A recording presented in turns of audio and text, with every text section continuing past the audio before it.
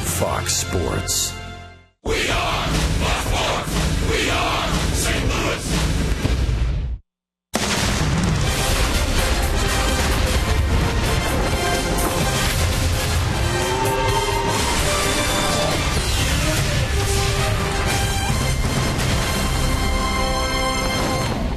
Welcome to St. Louis Cardinals baseball from chilly Cleveland, Ohio.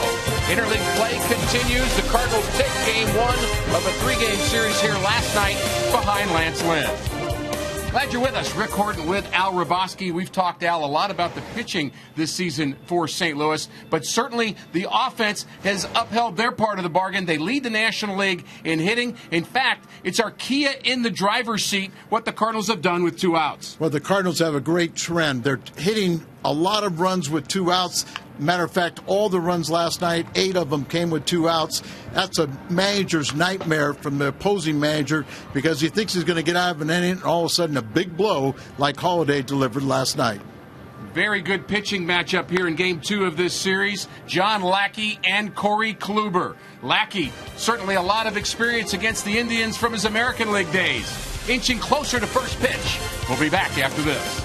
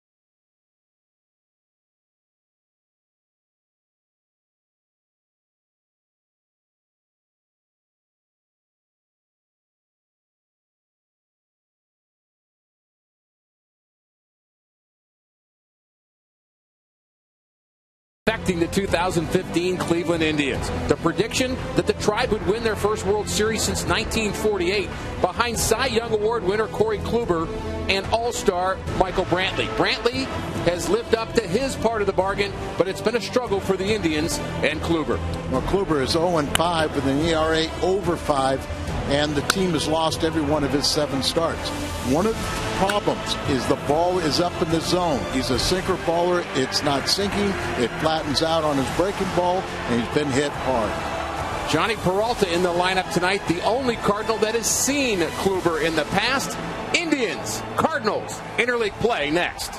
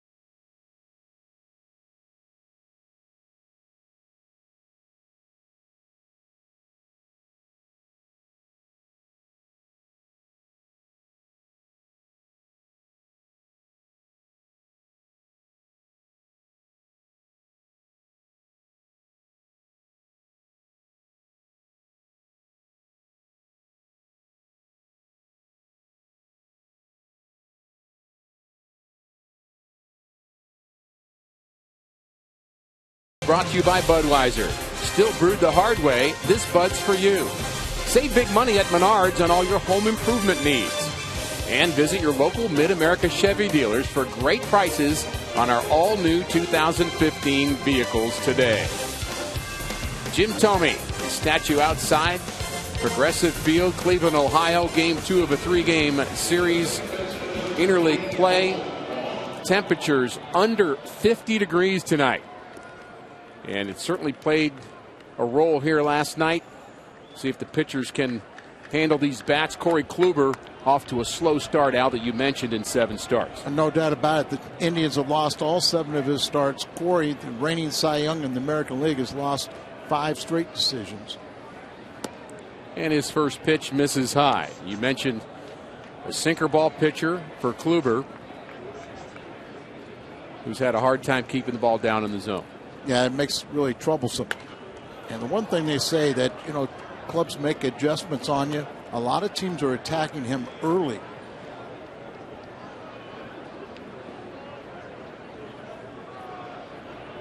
Terry Francona, the manager, 14 years of Major League managing experience. There's that sinker. It misses down and away. 2-1 to Colton Wong. And he is really using a lot of patience right now, isn't he? Yeah, he's also a manager who likes to pull the trigger and use their bullpen quite a bit. A lot of pitch changes for both sides last night, ball game. Colton Wong had his 8-game hitting streak snapped here last night. But the number's good for Colton. 322 average. Scored 17 runs on the season. A lot of production up and down this Cardinals lineup. The offense has been good. And he chases that pitch up out of the zone, and that's the way this game starts. Mike Matheny's lineup, just a change or two for Matheny from game 1. Wong, Carpenter, Holiday 1, 2, 3 again. Peralta, the former Indian, in that 4 spot. Jason Hayward moves up to the 5th spot. He'll be followed by Yadier Molina, Matt Adams, Mark Reynolds, and Peter Borges. Good to see Matt back in the lineup and producing once again. Contributed here last night, a double in the 7th inning, a single in the 8th, scored twice, drove in a run, and there's a bunt attempt. Don't see that much from Matt Carpenter. Well, what Matt saw was the third baseman well off the line and playing back, so pretty giving him a single if he lays that ball down. Don't often see teams defend Carpenter this way. No, but you know, it's American League clubs. You don't see that much of the interleague games, and we've never seen a lineman defensive shift like this.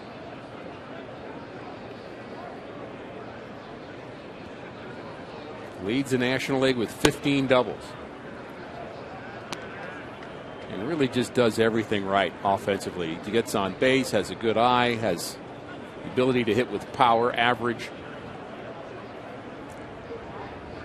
Now this year he's working the pitcher a lot, you know, getting that first delivery and jumping on it. You know, last year, kind of as a leadoff hitter, kind of got a little bit passive and did his job, but now he's doing more damage going back to like he did in 13 and driving the ball early in the count and being a lot more production. Ahead in the count here, 2-1.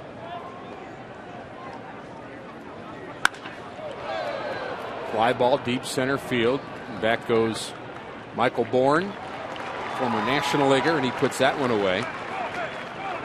And let's look at the Dobbs Tire Auto Center's Indians defense for Terry Francona. Brantley Bourne, you just saw in center field, and Brandon Moss in the outfield from left to right. Ramirez and Kipnis, he's a very good player up the middle. Chisenhall and Santana at the corners, and Kluber and Perez the battery. Kluber kind of has a little link to the Cardinals. He was acquired by the Indians back on the trade deadline in 2010. He was acquired from San Diego in a 3-team trade. Remember Jake Westbrook and Nick Greenwood. Watch out. And that ball hits Matt Holliday, and it may have hit him right on the elbow, and he is in some pain. You do not see Matt go down like that, but if it hits you right on that elbow, you lose all sensation, and it stings.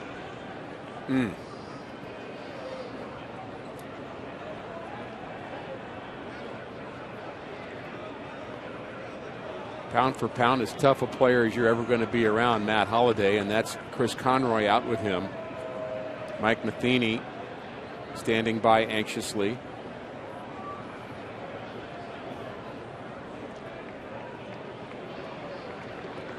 The good news is usually kind of, once you get that feeling back in there, it's kind of okay, but it looked like it got him right square on the elbow.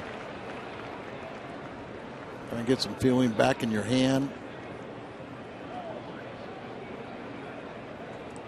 May take some time for that to come back to normal, but you could tell by the reaction of Matt Holliday that got him squarely. Yeah, you can't fake that one. And of course, Mike Matheny, concerning to him is just the short bench and the fact that John Jay, you know, has the thumb and it's also the wrist problem. So you're a little short. Cosma did learn to play the outfield in spring training and could go in there, but you don't want to see Holiday come out of this game this early or any game. With the DH, playing here in an American League park, Cardinals with just John Jay. You mentioned still dealing with that thumb and wrist, and then from the right side, Cosma and Tony Cruz, and that's it. 3 bench players with the DH. One more look at that pitch, up and in, Al. This ball just rode up there, and I think he surprised and late in reacting to it, right on the point of the elbow, and that hurts. So Holliday, the runner at first with 2 outs, and Johnny Peralta, first at bat here tonight against his former teammates. Played here for 8 years.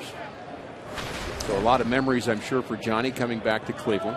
Just a steady player, low key, low profile, but boy, he's been exactly what the Cardinals wanted as a signing.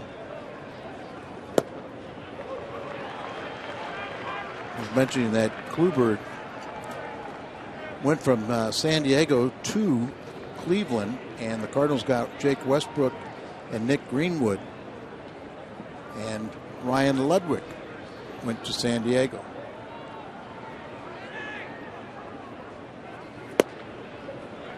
It's the outside corner there, ahead in the count 1-2 on Peralta.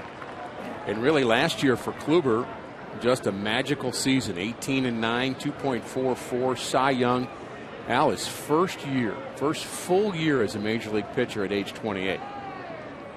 Been around a while and everything, but put it all together last year. And he strikes out Peralta. 2 strikeouts here in the first. Cardinals strand 1. John Lackey to work. When we come back.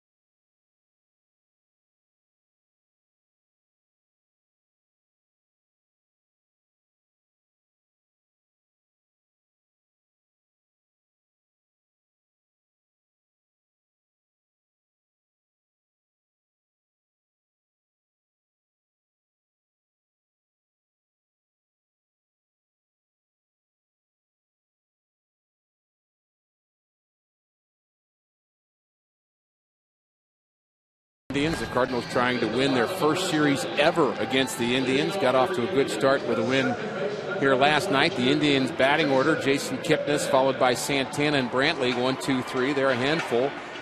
Moss, Murphy, and Chisenhall will hit in the middle. Bourne, Perez, and Ramirez round out the order. No Nick Swisher in the lineup because he does not hit the Cardinals starter very well, John Lackey. John Lackey is coming on of his finest start. Last time out, had 10 punch outs, but I was at Busch Stadium where throughout his brief Cardinal career, and he came over at the trade deadline last year, he's pitched well in St. Louis, but he's had his problems on the road. This year, no record on the road, but an ERA just under 7. And his first pitch misses, and that's one storyline for John Lackey this year, has been a lot of first pitch strikes.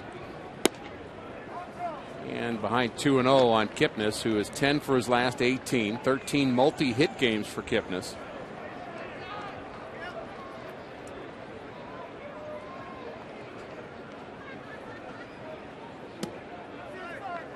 And 3-0 on the leadoff batter. Very atypical for John Lackey this season. Best in the league at getting first pitch strike. So this is with 3 offerings, come all the way back. And 4 straight. Not the start that Lackey wanted. Maybe you can get a double play behind him. Here's the Dodgers Cardinals defense. Holiday, Borges, and Hayward are in the outfield. Carpenter, Peralta, Wong, and Adams on the infield. Yadier Molina behind the plate. Came out towards the end of the game yesterday. Yadier Molina with a little bit of tightness, but Mike Matheny not too worried about that. Yeah, a little stiffness in the upper back. And Mike was even saying that Yachty being a little more honest with him this year. And of course, coming on the heels of Carpenter, that's what the manager needs. He needs that honesty in. But they manipulated his back a little bit, and he woke up feeling good today, and he's back in the lineup. Always good to have Yachty behind the plate. Fastball inside. Mike also talking about the fact that, we were expecting to hit summer weather, and we have pretty much this year. And then last night we had the very cool evening. Supposed to be colder tonight, but the one good news is the wind has really died down. Sure has. Ball was really carrying to right field here last night. Fans have come prepared. They got the memo. 49 degrees at game time. Barely got over 50 this afternoon. Santana walks a lot, 25 times to lead the American League. First to move to first. Kipnis does run well, 5 stolen bases. Santana, a switch hitter. 4 homers, 19 RBIs. Very good player.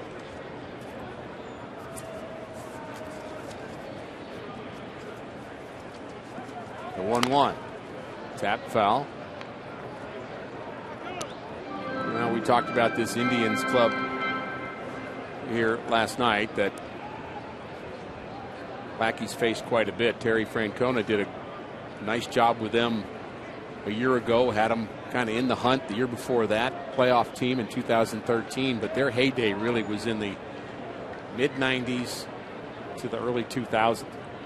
Yeah, a lot of Central Division crowns during that time, but they haven't been back to prominence since 2007. From 95 to 2001, the Indians had 5 firsts and 2 second-place finishes in their division. And both Mike Hargrove and Charlie Manuel managing those teams. They were outstanding. Pitch is low, blocked by Molina.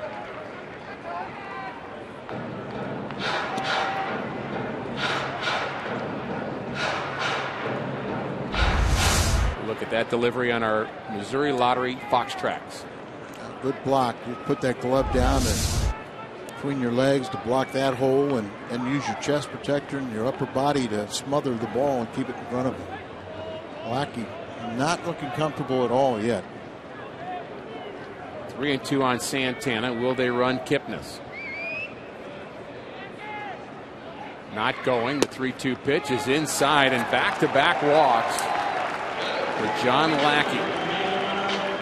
As we take a look at his Hyundai pitch arsenal from Lackey, about 60% fastballs from him, and a 4-pitch pitcher out. Yeah, and right now he's trying to find one that he could throw for a strike, and a little question mark here of our home plate umpire strike zone. That's Mike Everett. May not like the baseballs. Maybe they deflated them. Well, you notice now there's security personnel, Major League security personnel that are in charge of the baseballs. I heard they were going to do that. I thought they were kidding. I thought that was a joke. But they are, in fact, making sure that the baseballs are handled appropriately. And they used to have that long trip from the umpiring room to the home plate. And now... the intrigue. And a bad boy or bad girl was in charge of bringing them out. But now we have Major League security personnel that are in charge of the baseballs once they leave the umpiring room. And if they need more, that supervisor has to go get them too. Interesting. See if Lackey found one he likes. Remember John Smoltz having trouble pitching in Cincinnati because he didn't like the baseballs, didn't think they were rubbed up enough. You think about the cold night here, maybe Lackey's struggling to get a ball that had the right feel to it. Yeah. And I used to always call it Mississippi mud, but then I read someplace that they get it in New Jersey now. You think mud is mud? I guess not.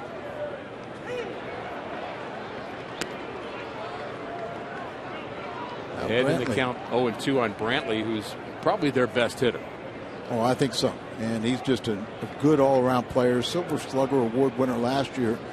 And he was third in the MVP balloting. See what he's done with runners in scoring position this year.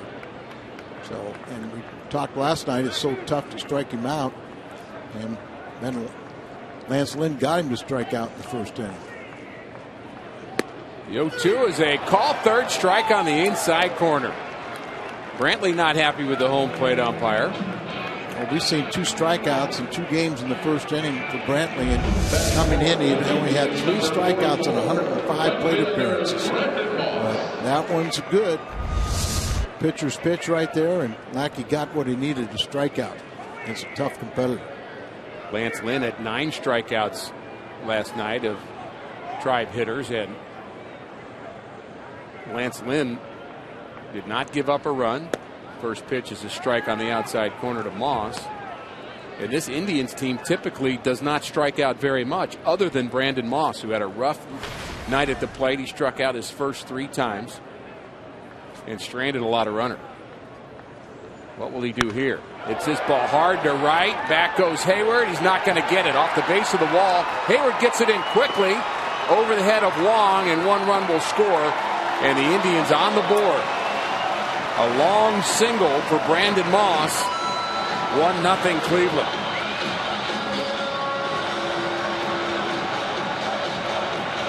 And Moss, 22nd RBI. He's been swinging productive bat. More of a mistakes hitter. He's got power. He's got pop, and he displays it here. He's up off the base of the wall, and you see where Hayward gets it back in quickly. He kind of just airmailed it back into the infield. Overshoots the first cutoff man. Getting it back in the infield has kept Brandon Moss at first base at least. No chance to get Kipnis at the plate, so an RBI single. And that brings in David Murphy, who grounds this one to Adams, and it's just barely foul, according to Tim Timmons, our first base umpire. Murphy's been a good pinch hitter for this club, a couple of home runs. He's also had success against Lackeys, 11 for 25. Brandon Moss now is 3 for 6 against Lackey.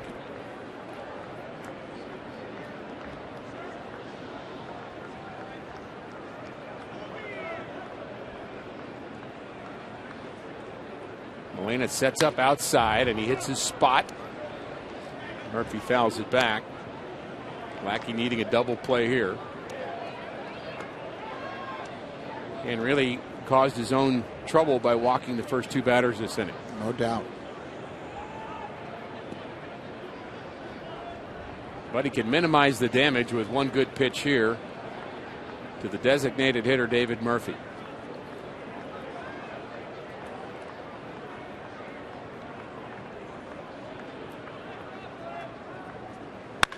Hard hit, base hit to right field on an 0-2 pitch. And the Indians take a 2-0 lead. Not the location that John Lackey wanted, 0-2. Well, you better be able to make pitches against left-handed hitters. His lineup stacked with them.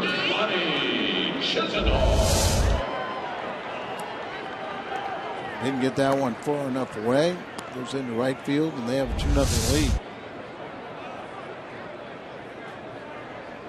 I think he may have been trying to bounce a slider there, but just up in the zone. He still doesn't seem like he's comfortable. No. Yet.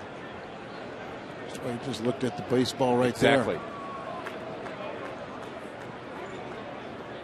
Once you start thinking about that, very difficult to get it out of your head. It's like standing over a putt and somebody says you might push this one. You start thinking, well, what if I push it? And then you just can't get it out of your head. You're going to miss it. It's all I need is a negative thought when I'm putting. So I used to beat Danny. Getting his head? Oh, I like it. Can't wait to see him. Danny will be back, by the way, when the Cardinals return home over the weekend. 2-city road trip here. Cardinals will host the Tigers. 3-game homestand. Great giveaways. 2 of the best clubs in baseball going head-to-head. Tigers off to a fast start. So are the Royals again. This one popped up foul. Molina gives it a look. Maybe a chance for the Cardinals to help the Royals a little bit. Royals in first place, Detroit a game back. Both teams playing very well, and Cleveland currently in last place in the American League Central. Cardinals, of course, still own the best record in baseball at 23-9. Still just one out here in the bottom of the first inning. 2-0 Cleveland. Lonnie Chisenhall at the plate. 0-2. Still a pretty good swing at an 0-2 pitch. And catching a little more of the plate than what Lackey would like. Just looks like he's fighting it, doesn't he? He's thinking about it, trying to get it.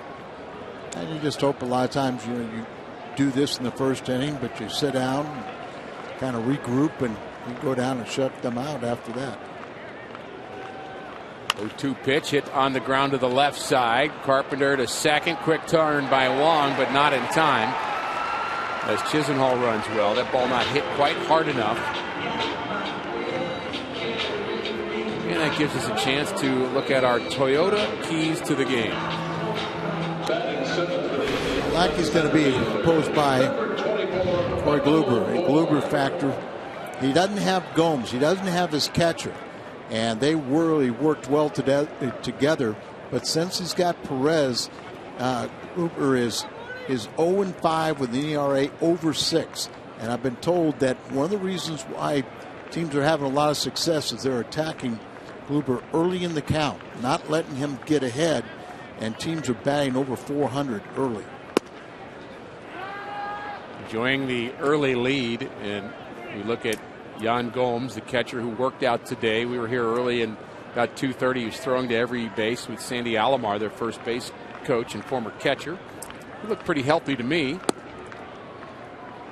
He has an MCL strain that happened with a play at the plate that was not kind of a bad play, wasn't a collision play, just kind of a freak play.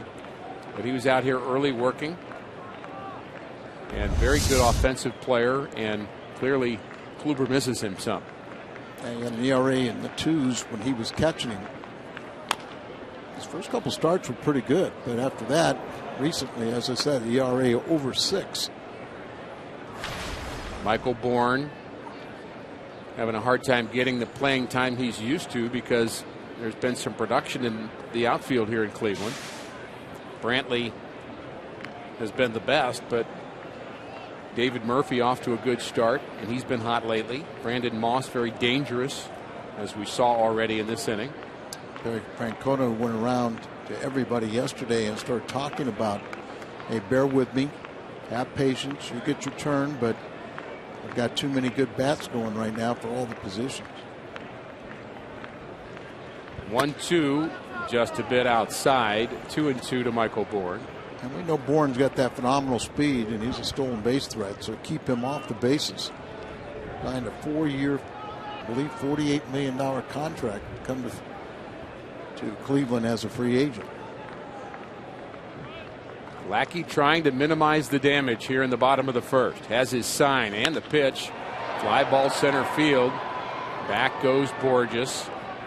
And he hauls it in. 2 walks, 2 hits, 2 runs for the Indians.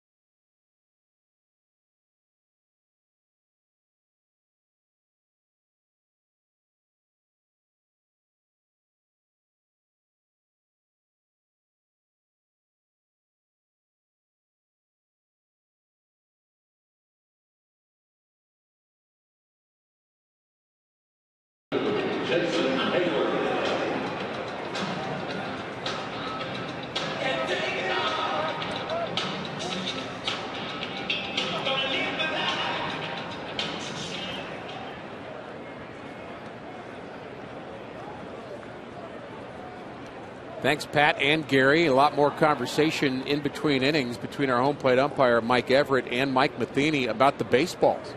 Well, one thing, it looks like they aren't rubbed up very much at all. A lot of white. I've seen some baseballs that in today's game that, that I can't believe how dark they are. But these are probably a little slick to Lackey's liking. Good slider there to Jason Hayward in that 5th spot. And we noticed Mike Matheny actually really studying one of the baseballs that came out of play from that first inning, and he went and talked to the home plate umpire, and may be an ongoing conversation in this game, as Kluber is enjoying a 2-0 lead, and that's been about a month's worth of runs for him. He's had very little support from his offense. Yeah, that's part of the equation. Why he's winless.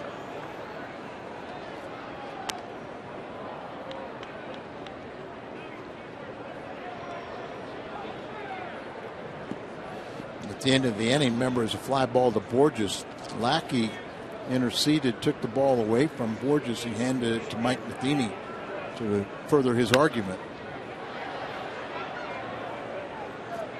The balls are rubbed up by the umpires. Well, Ricky, we know most of the time they give it to a bat boy or a attendant in that room to do the dirty work. Literally. And maybe Kluber likes them very shiny. Could be.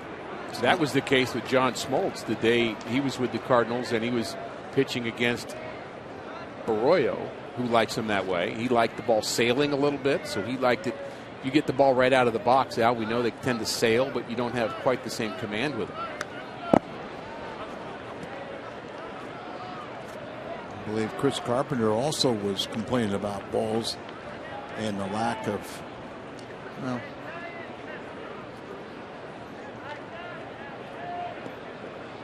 no humidors here.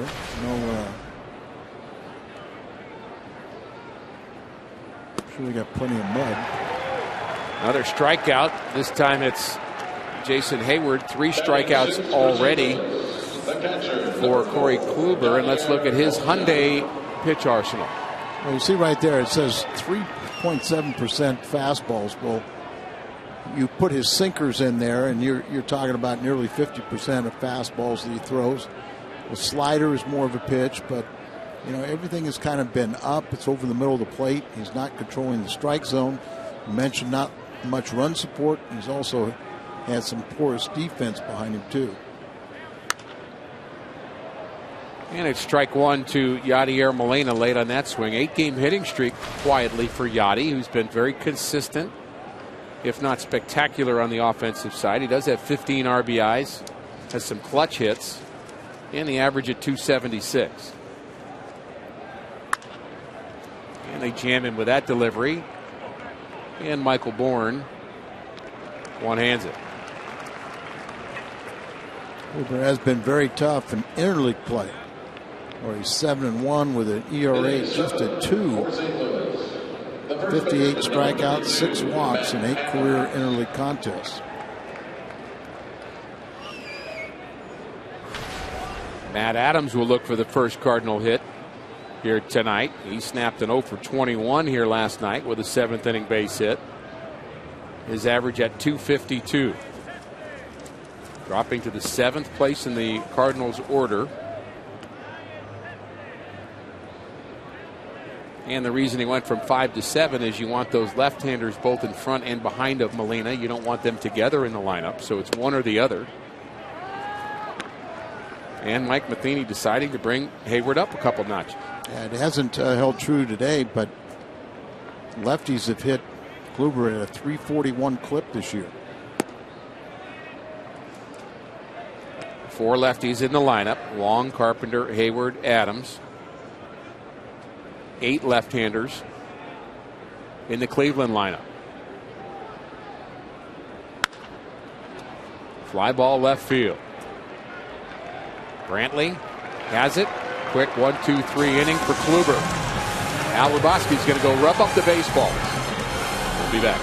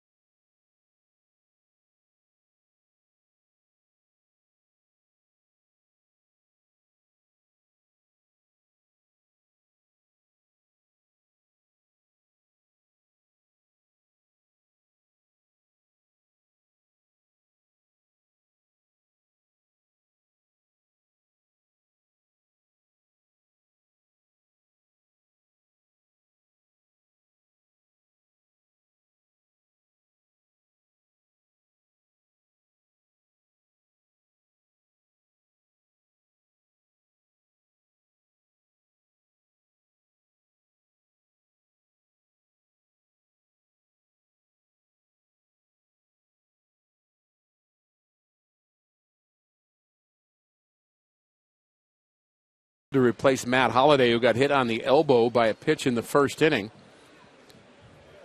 And Cosma, an infielder, will get some action, and the bench for the Cardinals just got shorter, Al, as John Lackey out for his second inning of work. A little wild in that first inning. First pitch strike to Roberto Perez.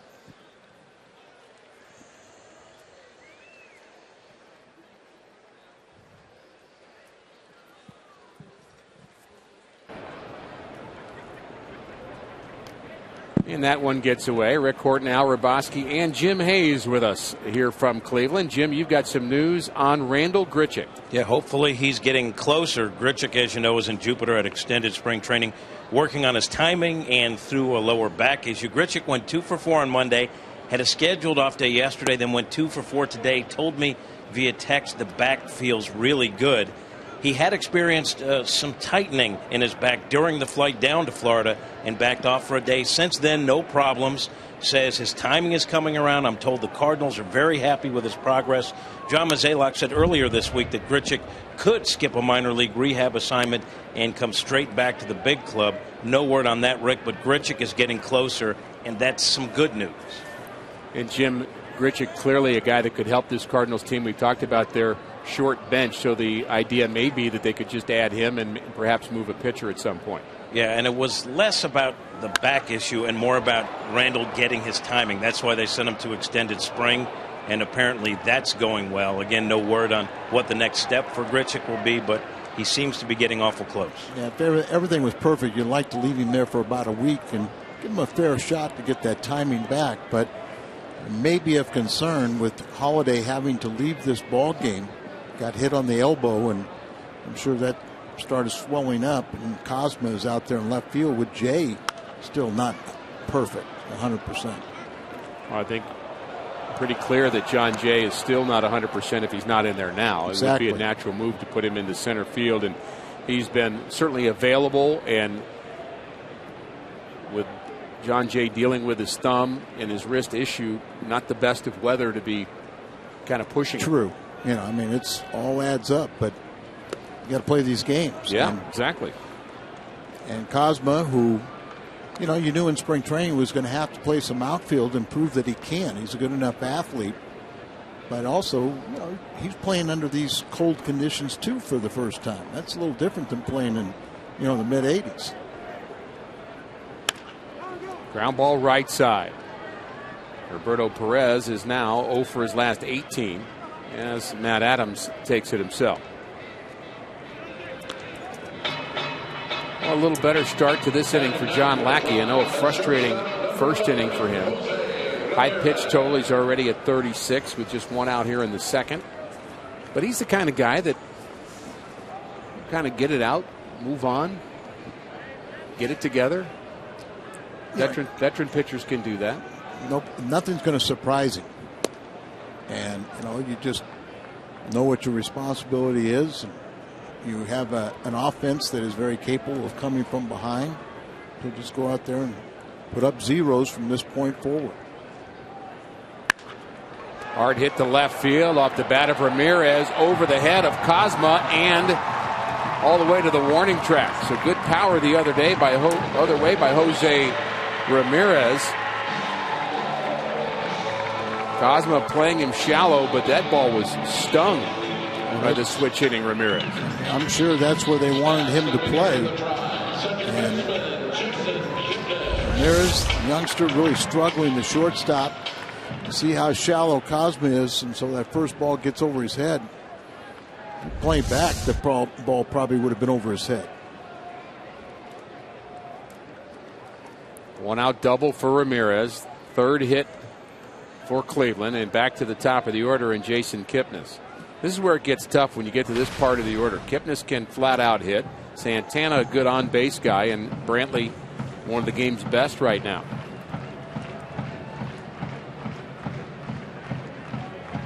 And here come the drums. And Kipnis has had an ability to hit the Cardinals very well. 8 for 17 with a home run, 5 RBIs. Walked and scored first time up.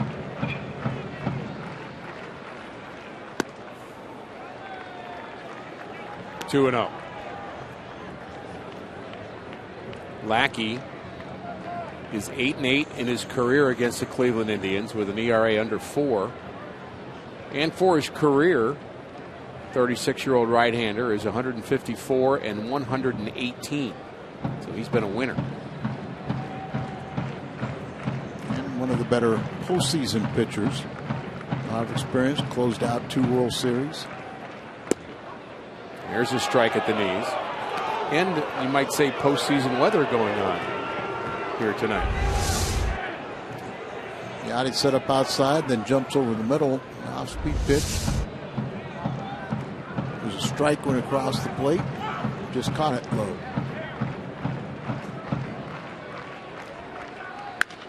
Ground ball right side. Wong on the backhand throws out Kipnis for the second out.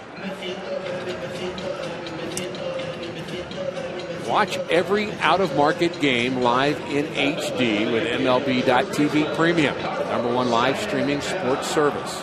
Real-time highlights, live look-ins, pitch tracking widget, and more. Blackout and other restrictions may apply. Visit MLB.TV. You mentioned Santana leading the American League in walks. He now has 26. He also has power. Oh, he's dangerous in that 2-hole. Switch hitter, power all comes from the left side. Cardinals have the shift on for Santana. And much deeper in the outfield, particularly in right, is Hayward.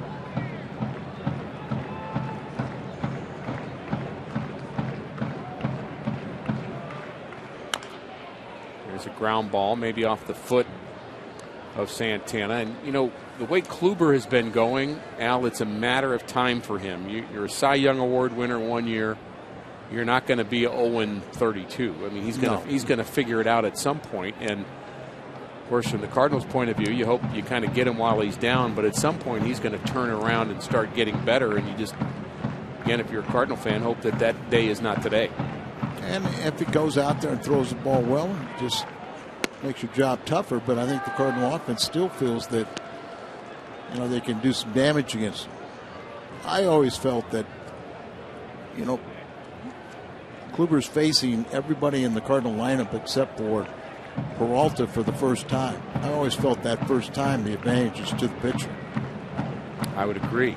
Molina sets up outside, and Lackey hits the target, but just off the plate.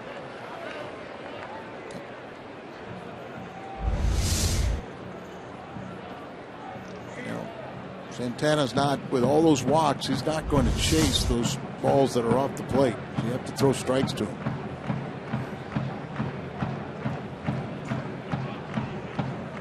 The 2-2 to Carlos Santana.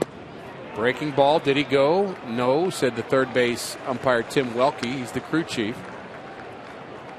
Again, Mike Everett behind the plate. Tim Welke, our crew chief, at third. Todd Titchener and Tim Timmons, our crew here for this series.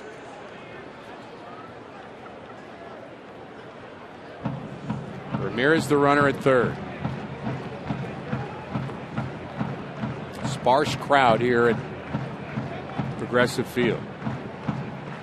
Payoff pitch is on its way, and it's inside for ball 4. So 27 walks now on the season for Carlos Santana, and John Lackey now has to deal with Michael Brantley.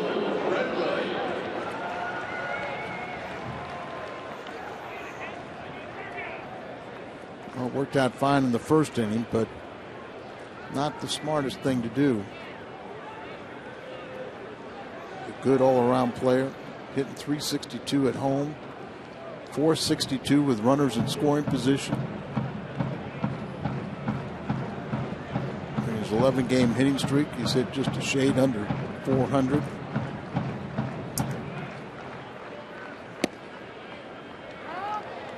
Strike one to Brantley.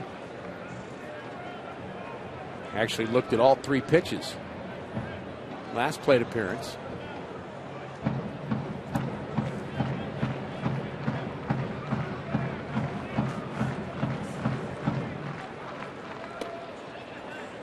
Off-speed pitch misses down and away. 1-1 now the count. Ramirez and Santana the runners.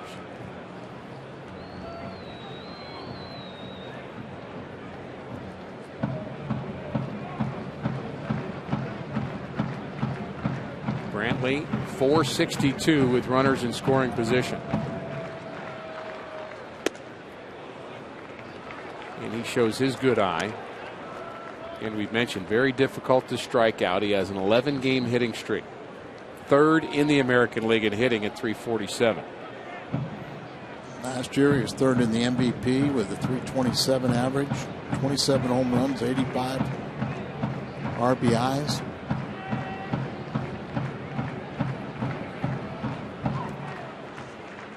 The 2-1 is popped up on the infield. Peralta calling for it and puts it away. So Lackey gets through the second. 8-9-1 for St. Louis.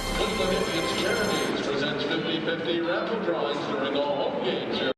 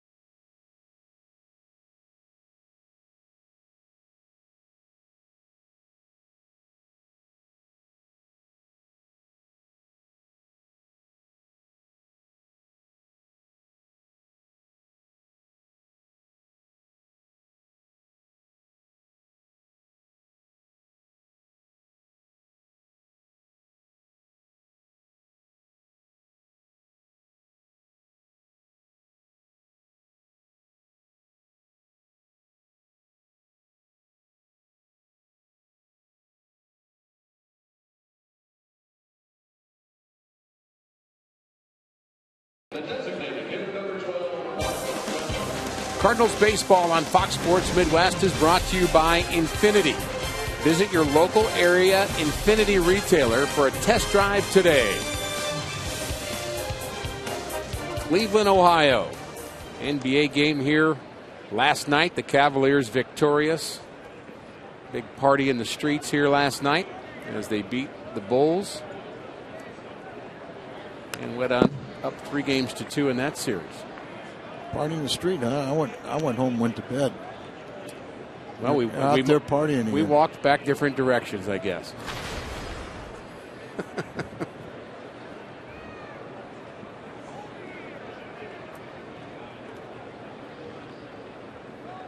But it's been a struggle for them here at Progressive Field. Having a hard time drawing the crowds here with the weather, and I'm sure things will improve when school gets out. But this is a team kind of searching for an identity right now.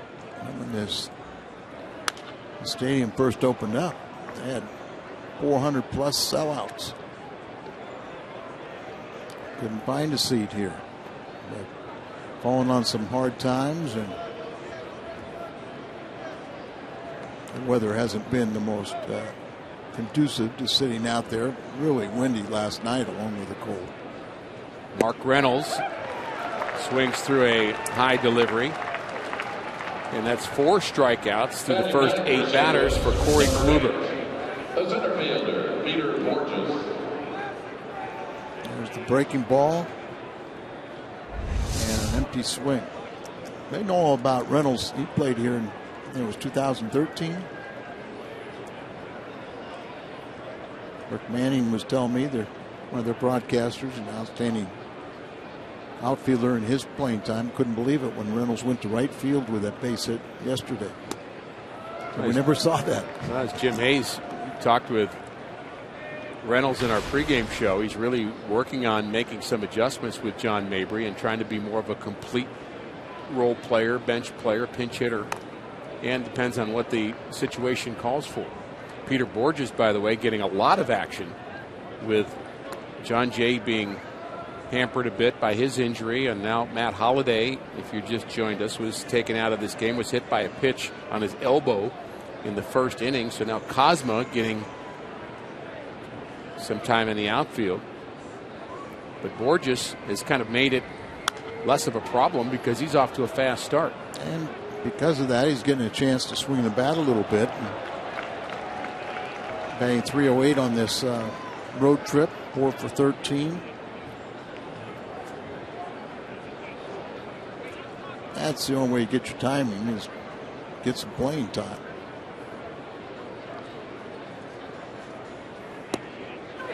And a called third strike on the outside corner, and now 5 strikeouts for Corey Kluber.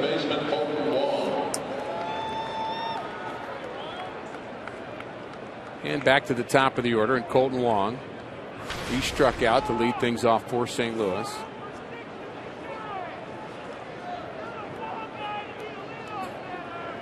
You know, thinking about Borges and Wong both being in that leadoff spot, back and forth. John Jay a little bit, of course, did a nice job while he was feeling it. And think about Mike Matheny, Al, making that lineup change, putting Carpenter into the second spot when things were going well. But it had to take some courage for Mike to make that change.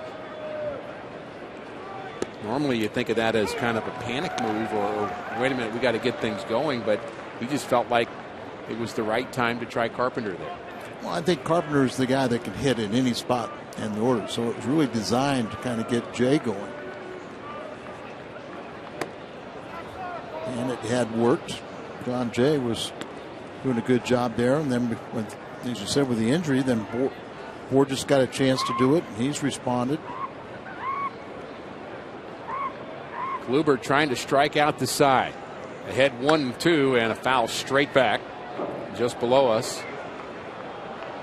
And Wong hangs tough. Kluber looks a little more locked in here tonight than the guy we've heard about the last 4 starts. You mentioned, which we kind of said, like you said, we knew it was going to happen sooner or later. You were hoping it would be after the Cardinals left town. The 1-2, a little bit low. You mentioned, Al, his first 3 starts were actually really good starts. 2 runs or less, 8 innings, solid, didn't get a win. But the last 4, Kluber has allowed 38 hits in those 4 starts. That's a ton of hits. The 2-2, breaking pitch, outside corner, strike 3. Wong doesn't like it. He's caught looking. Another strikeout for Kluber.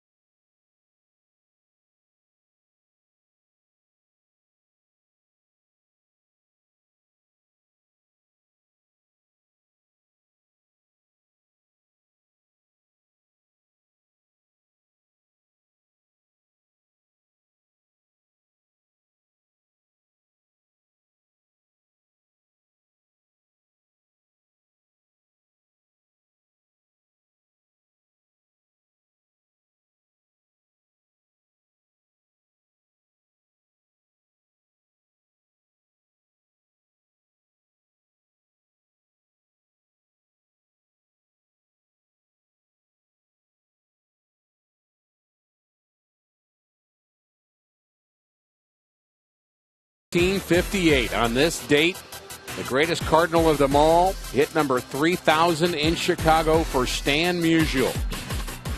Hall of Famer, the perfect Cardinal, the man, as fans called him. And a hard hit ball, another base hit for Brandon Moss. That's his second hit. And we're underway here in the bottom of the 3rd inning. And now, as we talk about Stan Musial, our T-Mobile game changer, he is up there. He's the #1 guy offensively in the history of this organization. And you can't help but think that if Albert Pujols would have started, you know, he wasn't going to catch him in hits, but he would have caught him in home runs. Probably doubtful RBIs, but it seems like it's the right thing to have Stan still at the top of all those lists. He's still the man and will always be the man. Remember who he got that 3,000 hit off of? I don't. Mo Grabowski. Reliever. Bravo. Oh, yeah, he was a teammate of mine one time. Our birthdays are the same date, just a little bit, a few years apart, but one of the biggest characters and pranksters in the game. I think I've heard some stories about him. You have. Didn't he call for pizzas down in the bullpen? That's the one I heard of that. Yeah, well, he'd do that one time when he was with Baltimore. He switched the phone so that the opposing manager was calling the other bullpen. And but you know, he called Sophia Loren one time from the bullpen. But he called Hong Kong to order some food to go.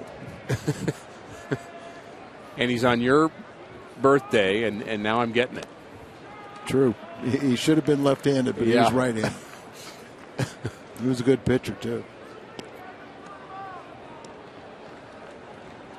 John Lackey trying to calm things down. Had a decent 2nd inning. Stranded a couple of runners. Now a leadoff base hit here in the 3rd inning. And again, doesn't like the baseball. Throws another one out. Been a bit of an ongoing theme for him. Doesn't like this one either. Well, you can see, I mean, sometimes you look at these baseballs and they're almost dirty looking. Well, this is the whitest I've seen a ball in a long time. And tries to rub it up a little bit to get a better feel. And, of course, on a cool night, it's tough to get the feel anyway. 1-2. Popped up. No trouble for Matt Carpenter. such a fine line for an athlete at this level who is very particular about everything they do. The way they wear their uniform, the way they feel, the way they stretch, the way they warm up. And you don't want to make an excuse because you're trained not to do that. And that's not what we're doing for him. We're not making an excuse for him. But there's a feel. I mean, this is a high-level hand-eye coordination activity that John Lackey's involved in right now. Well, there's one of those blooper films that has me rejecting baseballs with Bob Engel, and I wasn't trying to be funny or anything. It felt too big in my hand. There's in the rule book there's a 1/4 inch variance in circumference because their hand's sewn, and I kept on getting balls that felt like they were like a grapefruit. And I wanted the golf ball. I wanted the tight seams. Right. Like Bob Borsch was a seam ripper. He'd rip at those seams trying to raise them because he was a breaking ball pitcher and tried to get that, air resistance for more break. The 0-1, swing and a miss. Chisenhall the batter, the Indians' third baseman. Well, I must confess, Al, having seen that blooper video many times, I know you weren't trying to be funny, but I laugh every time I see it. Is that okay? Yeah, it's fine. Good. Yeah. I went to Engel afterward and said, "Hey, Bob, I wasn't trying to, cause a problem or anything. I was just looking for a ball." And he said, "Oh, that's all right." For those who haven't seen it, you throw him a ball, he throws you one. You start playing a little, I don't know what you say. I rolled one. He rolled one back to me. I wouldn't pick him up. Fly ball, left center field. Cosma over. Borges makes the play for the second out. 2015 marks the 30th anniversary of the 1985 National League Championship team on Memorial Day, Monday, May 25th. 25,000 fans ages 16 and older will receive a wearable replica of the 1985 National League Championship ring, courtesy of Ameren, Missouri. Tickets at cardinals.com/promotions. I've had people who've seen that ring say it looks exactly like the 85 National League ring, and it is unbelievably well done. Well, you and I both have one. You earned yours. Well, they gave me one. Well, Jack Clark and Ozzie Smith earned mine, and John Tudor and others, and Willie McGee, but I'll take it. I know what you mean, though, Al. We've noticed one thing. Mike Everett, a home plate umpire, in between pitches has been rubbing up the baseballs. So he even must feel that that it's a legitimate thing. Now watch here. See, he's rejecting it. Let's see if he starts rubbing it up. Spending a lot of time looking at him, too. He did that in between innings, and again, an ongoing theme of this game for John Lackey, to notice it, to try to get the right baseball, and then you got to put it out of your head. Go to work. Know that's what he's trying to do.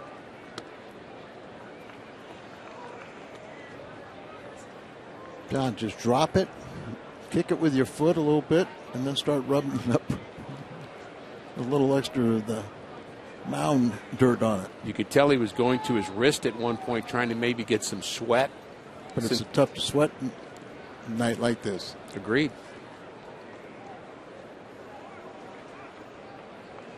Two and one, the count to Michael Bourne. Breaking pitch misses, and that's really where you'd notice the difference is on the breaking ball.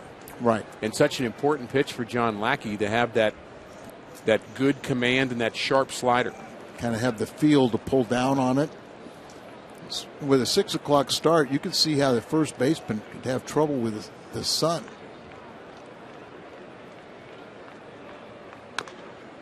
Lackey drops down a little bit. That's something he's started doing a little bit more this year, dropping down occasionally just for a different arm angle look. You can see with Adams, when he's trying to hold that runner on first base, he's looking right into the sun over the left field stands. Remember, yesterday he went and got glasses at one point. There you see what the runner's trying to do. Good view of what that sun is doing to impact the play on the right side of the field. Left-handed batter at the plate is Bourne, and the pitch to him is grounded to the right side. But Wong sees it, catches it, and throws it over to Matt Adams. One runner stranded. We're through three. 2-0 Cleveland.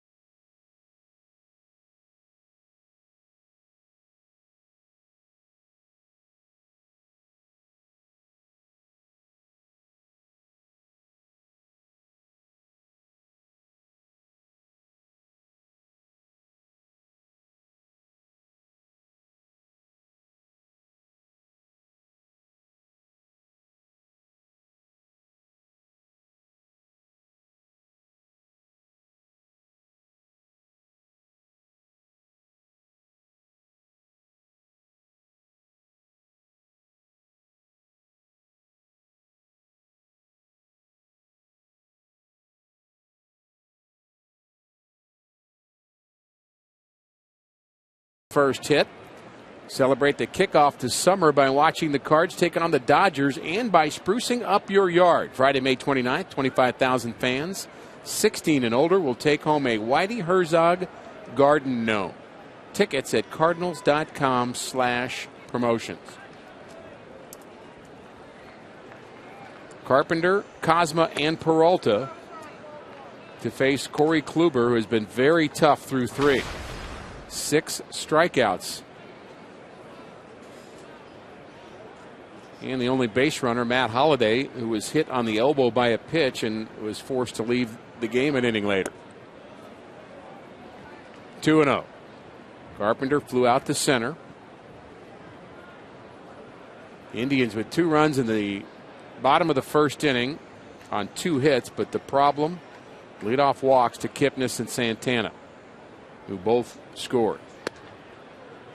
Inside corner for a strike, 2-1. Kluber has averaged over 9 strikeouts per 9 innings despite being 0-5 with an ERA over 5.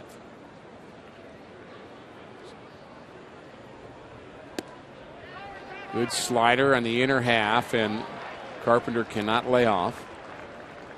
2-2. Highest interleague batting average, minimum of 150 at-bats for active players. A couple of National Leaguers on there, our friend Skip Schumacher, but also Matt Carpenter, who leads the pack. Swing and a miss. Another strikeout for Kluber. That is 4 in a row, and strikeout number 7. Wow. Looks like it's gotten Cardinals to chase a lot of balls out of the strike zone also. Number 38, Kozma.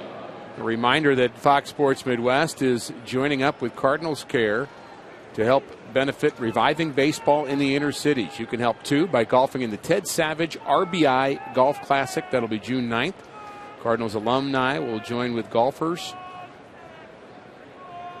on the course, and foursomes are still available, but they're going very quickly. Find the details at cardinals.com/RBI Golf.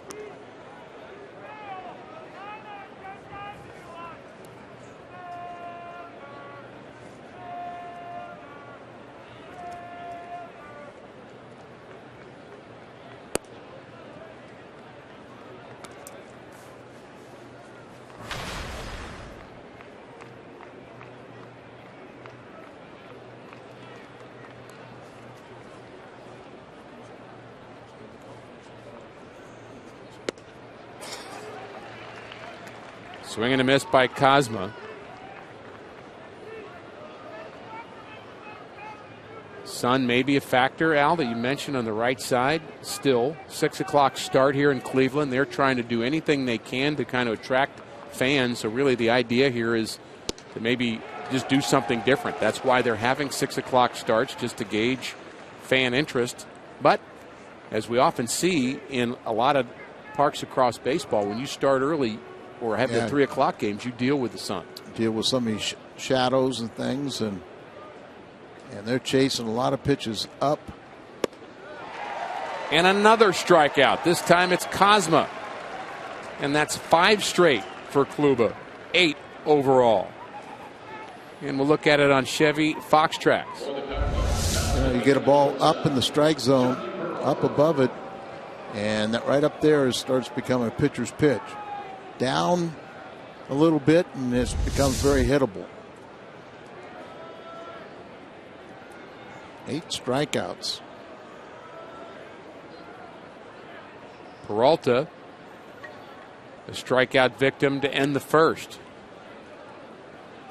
Cardinals have not figured him out. You mentioned first time a team sees a pitcher for the first time, it's usually the pitcher's advantage, and that certainly has been the case for Kluber. And the reason we say that is because you know as a pitcher what your strengths are.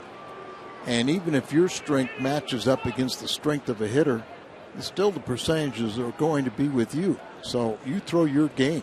Don't give in to hitters. Just throw what is your best stuff.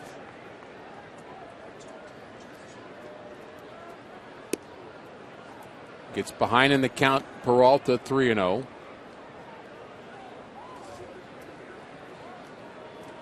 Jason Hayward would bat next. See if Peralta is taking here. He is. And it's a strike at the knees, 3-1.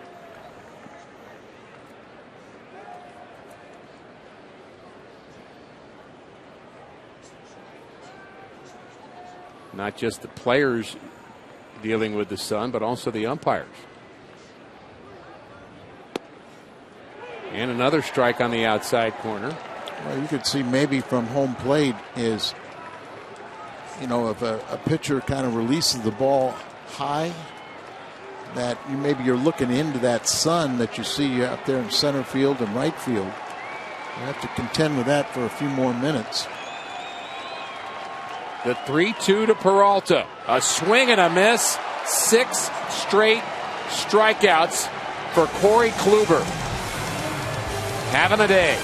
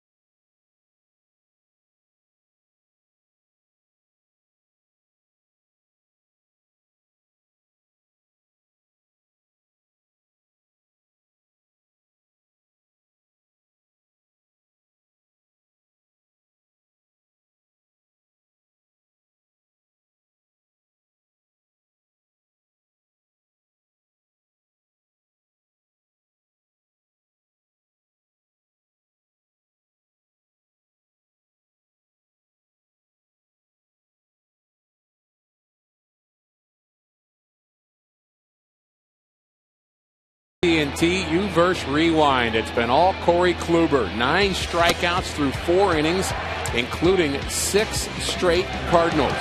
Kluber at 0-5 ERA over 5 has shown the form that led to a Cy Young a year ago. Bottom of the 4th, it'll be 8-9-1 for Cleveland. And a breaking pitch on the outside corner. Strike 1 to Roberto Perez, who does the catching for Cleveland and is 0 for his last 18 now after bouncing out in the second. John Lackey has settled down after a rough first inning.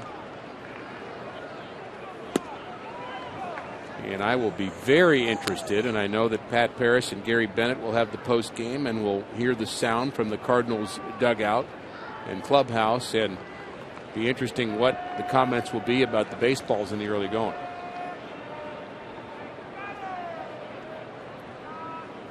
One and one the count. Jim Hayes will be all over that. Yes, he will. And I just wonder if Cardinal hitters are saying they had a lot of trouble picking up the spin or just really even seeing the ball from Corey Kluber. Really swinging, missing.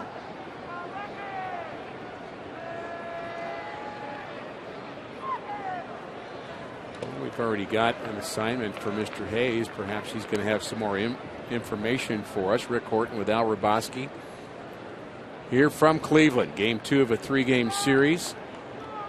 We mentioned the Cardinals have never won a series ever against the Cleveland Indians since interleague play started in 1997. And perhaps this will be the series. They won here last night 8-3. Behind Lance Lynn. Had some moments of bending, but he didn't break.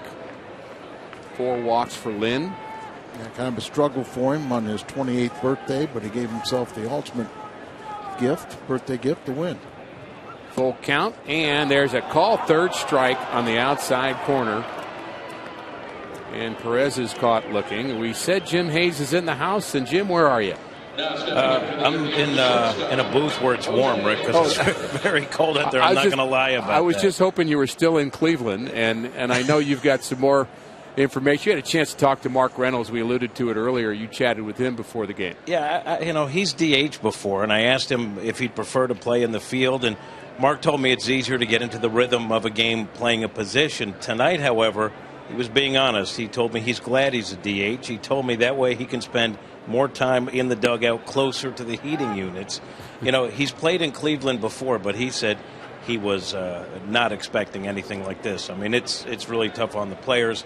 It's cold, and I just want to tell you that I am looking forward to asking John Lackey about the baseballs, because he's a straight shooter. There's not a lot of nuance. He'll tell you what's on his mind. Well, you are 100% right about that. Thank you, Jim. So there you go, Al. Jim will be on the baseball story for us. And Lackey, again, he continues to look at the ball, and he's going to throw this one out, too. And every time he gets a new one, he throws it out, but certainly settled down some.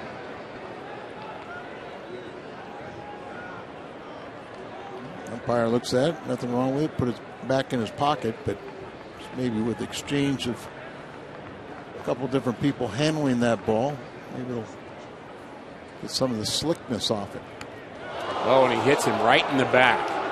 And that's Kipnis. And, well, I don't want to be a conspiracy theorist, but Matt Holliday was hit in the first inning, and Francona pretty sure he thought there was some intention, and now he's being tossed. There was a warning issued. Kipnis is chatting a bit with Lackey, and Alomar trying to pull him down to first base. Holliday hit earlier, first pitch with 2 outs right in the middle of the back. John Lackey hits Jason Kipnis.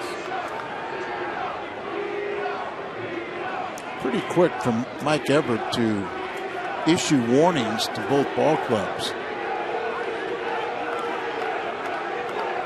And now yet Lackey reacting to the bench. But this is what happens when umpires start warning people. And Francona's not done talking right now. He is very animated with the umpires, and he believes that perhaps Lackey should have gotten thrown out. Thought it was obvious he was hitting Jason Kipnis on purpose, which the umpires have the right to do. Yeah, that's one of my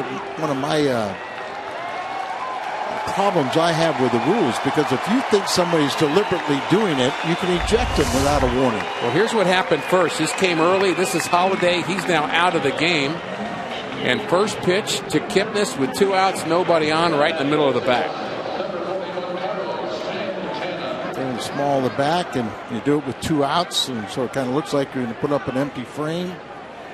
I think Kipnis might be one of the guys you would pick. He's kind of a guy that's been a thorn in the Cardinals' side. He's, he swings the bat, he hurts him.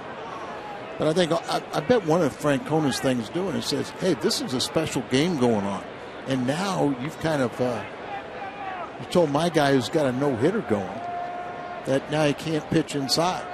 Well, you can still pitch inside. This ball gets away from Molina back to the backstop. Now Kipnis heads to second base. It's going to be a wild pitch. That pitch got away from John Lackey. Well, Yachty coming out there and kind of boxes ball, set up outside, and then his ball's clear across right at the feet of a hitter. So he missed badly. Lackey not shying away from the confrontation and the yelling coming from the Indians dugout. He's old school. He's grouchy. You went to that school, didn't you? Might have been a professor. I'll say 1-0, 2-0. But I had a pretty good teacher in Bob Gibson. So well, Mr. Gibson can be whatever he wants, and so can you, Al. I'm afraid of both of you in different ways. That's a better answer. 2-0 the count. Santana, very good hitter, takes a strike on the inside corner. He doesn't like that call. And that's really been where the plate's been a little generous tonight by Mike Everett, who has warned both sides, as we mentioned. And that's the 37th career ejection for Terry Francona. 2-1 pitch, another strike. Francona had not been ejected in a game since June of 2013. It was due.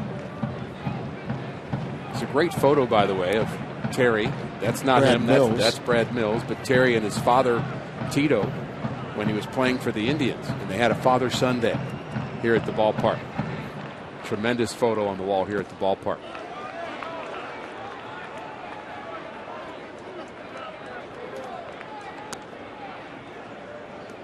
Terry Francona does go by his father's name, too. One of his nicknames for him is Tito. Brad Mills and Terry Francona were teammates at Arizona State. That's how far these two guys go back. And Brad's the bench coach for Terry Francona. Great friends and good baseball minds.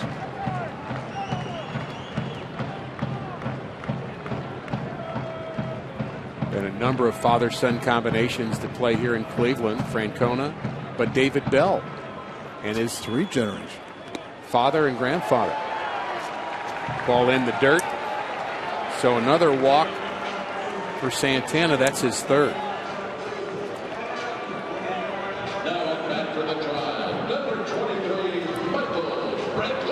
So similar situation where Santana walks with 2 outs, and then Lackey has to face Michael Brantley. This happened in the 2nd inning. He was able to get Brantley to pop up on the infield. But a .462 batting average with runners in scoring position going into this game for Brantley. This is asking for trouble right here. Yeah, here. you kind of defying the odds now, aren't you? Last time he jammed him, got him to pop up the short. And a ground ball right side. Wong bobbles it a little, but comes up with it to throw out Brantley. And again, Lackey escapes. Kluber has not allowed a Cardinal hit.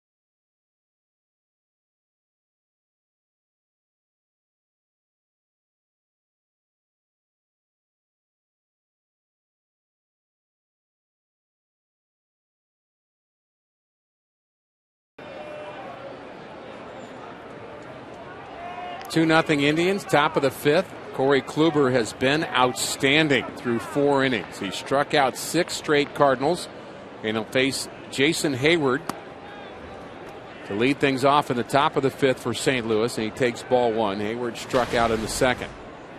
Blemish for Kluber is he hit Matt Holliday, and he had to leave the ball game. Holliday, by the way, with that hit by pitch, has now reached base 31 straight games to lead off the season. Third most all time in Cardinal history. That's right. Chasing former teammate. Hit hard, right field line, foul. Albert Pujols, back in 2005, had reached base 33 games to start a season, and then the record, 2008, was 42 times. So Matt Holliday is third on that list, but got hit on the elbow, and you could tell it got him flush.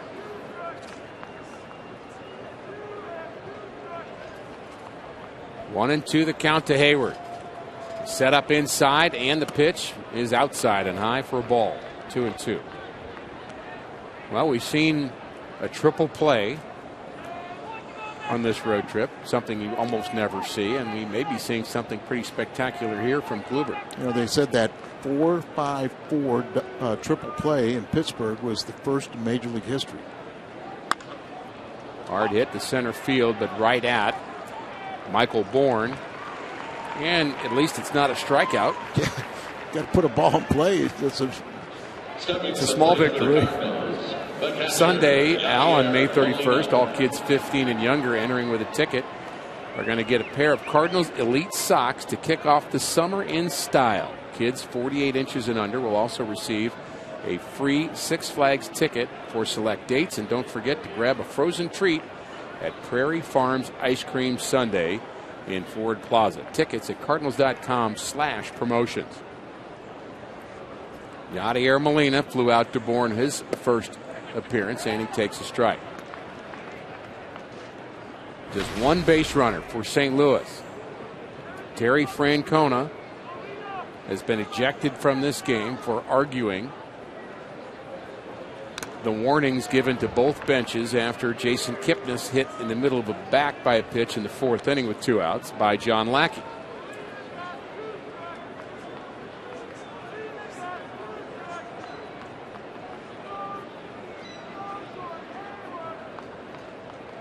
Kipnis laughing about it now, but that hurt. Right in the middle of the back from Lackey. Swing and a miss, and Yadier Molina strikes out. Number 10. Michael Bourne gave us a little bit of an indication that perhaps there is something wrong with the baseball, as when he throws it in, he sees it sail a little bit, and he thinks, well, what is going on with that baseball? There's something on that. How about that? Tacky and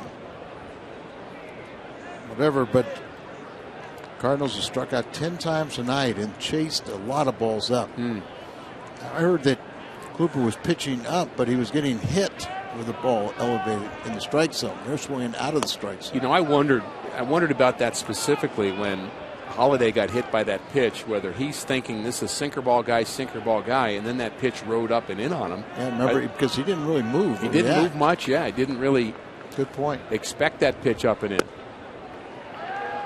Maybe Kluber's figuring out how to pitch up a little bit more. Certainly getting ahead a lot of hitters. Shift is on again for Adams.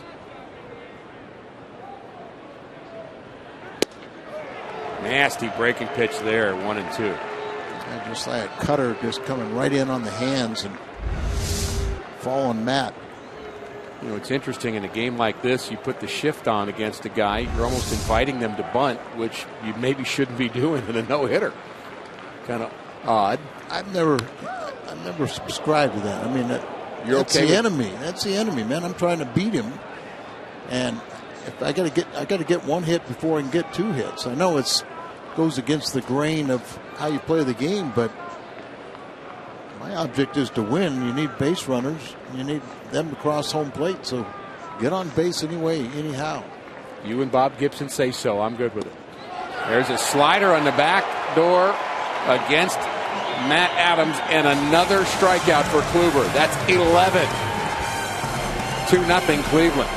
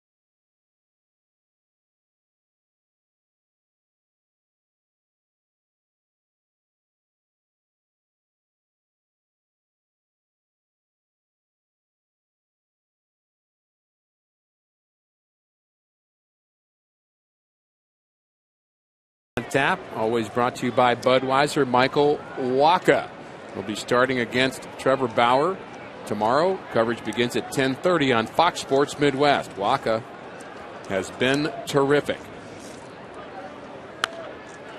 First pitch fouled off. Wacha, one of the best records in the National League at this point. He's 5-0, ERA just over 2. Trevor Bauer, 2-1 for Cleveland. So a good pitching matchup in the final game tomorrow afternoon. And the Cardinals head home. Fly ball, right center field. Hayward moving over, so is Borges, who wants it. It's Borges, the center fielder, for out number 1, and Moss is retired for the first time. I think it's considered, Lackey's just holding his own here and giving the Cardinals a chance to come back. He sure is. He stranded 7 runners through the first 4 innings, but gave up the 2 runs in the first inning, but it's kind of hard to beat a guy without a hit. Well, you said it would not surprise you if Lackey was able to settle down after kind of the rough start, the 2 walks that scored in the first inning, first 2 batters he faced, kind of just not very comfortable on the mound. But you said you thought he'd be able to kind of calm down, pull things together, and pitch well, and that's what he's doing. Yep. Still have to go deeper into this ball game, and that's where in the American League with the DH, you can fall behind and still get a complete game. Never have to worry about, do I take a guy out when he's scoring opportunity later on? Just let him roll. One of my favorite parts of the game, however. I understand that's the way the American League game works, but I love that 7th inning decision. To me, that is fun part of this game. Do you leave your pitcher in? Does he bunt? Do you hit and run? Do you what relievers do you use? How do you do a double switch? I think that reality is part of what makes the National League a more fun game, as far as I'm concerned. And my way of thinking, I think managers may not like it, but it allows the fans to really get involved in the decision making, right. Whether you're going to second guess the decision or first guess it, whatever you want to do. But plenty of that, but that's okay. Yeah, part of it. You can get into a tight game, and like you say, you take a starter out that's been going well, and something in his eye. Chris Conroy going to help him with that. But that's what the game's all about. It is a much, much better game in the National League. And now there are those that would say, and there are plenty of them, and a lot of them friends of ours. We don't want to see a pitcher hit. That's not interesting. They're not very good at it, and why not watch the best in the world hit? And I understand that reality, but I think the game's better overall. Right. I mean, it's more fun for the fans, like you say, the decision-making part of it. Not nearly as many decisions for an American League manager as there's the National League. Ground ball up the middle. Peralta has to hurry, and he throws out David Murphy. Edward Jones is pleased to sponsor the Hall of Fame and the annual induction process that gives fans a voice in honoring the team's greatest players. The 2015 induction class has been selected. The Cardinals and Edward Jones congratulate the newest members of the Cardinals Hall of Fame: Curt Flood, George Kissel, Ted Simmons, and Bob Force. What a great class. Great class. Great Cardinals, all of them. Interesting to hear John Jay talking about the players that came before, as far as the union activity and some of the players that made a great contribution to the players. And of course, we know that they make a lot of money now, and it's good for them, and they've got great conditions and really well taken care of. And he really talking about the older players that really made a difference, and you have to point to Curt Flood as one of those guys. So they should put on a pedestal, should have a monument to him. Lonnie Chisenhall. Of course, way back when, and because we're here in Cleveland, I remember talking with Bob Feller, and he told me he kind of ran the barnstorming league, and they would play against the Negro League, and in the offseason make more money in that league. Somebody better catch it. That's Matt Carpenter. They had a little meeting on the mound, and Carpenter said, "Let me take care of business."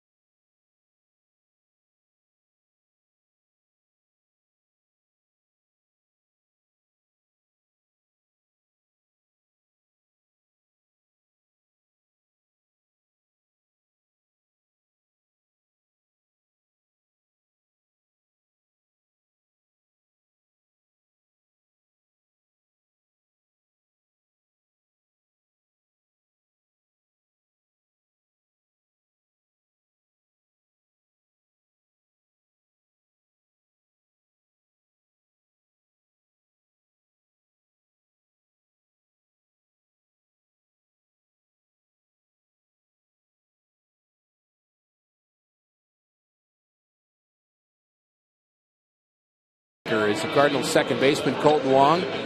Look at his Major League Baseball ranks as a second baseman this season. The .310 batting average puts him 6th, but slugging even higher. You look at his 4 home runs, 16 RBIs, up among the leaders as well. And we'll see Colton in this inning. Reynolds, Borges, and Wong to face Corey Kluber, who has been nearly perfect so far. No hits, no walks, just one hit batsman, Holiday, and he knocked him out of the game. And the first pitch misses. No, it catches the outside corner. That's been the generous corner. Mark Reynolds, 3 for 11 as a pinch hitter for the Cardinals with some RBIs. He's in the 8th spot and DHing here in game 2. And the 1-strike pitch is fouled. And again, ahead in the count is Corey Kluber. And by the way, with the double-digit strikeout performance already, and we're just in the 6th inning, he's done that for the 15th time in his career.